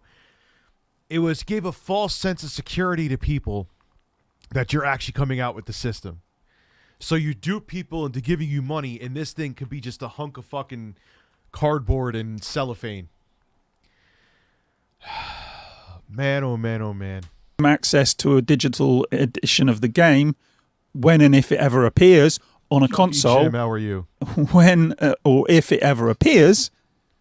And some of them have spent thousands putting money into the company as well. I saw a post on this same group the other day. Someone had put in something like $1,500 in this new investment round. This is money they may never see.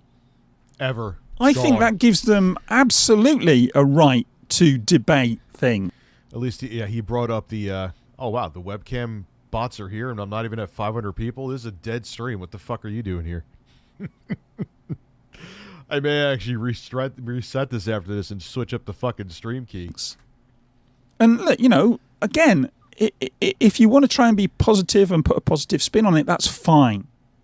But there's a difference between being positive and just being a cultist, blind and brain dead, yes. And being blinkered and not seeing what's in front of your face.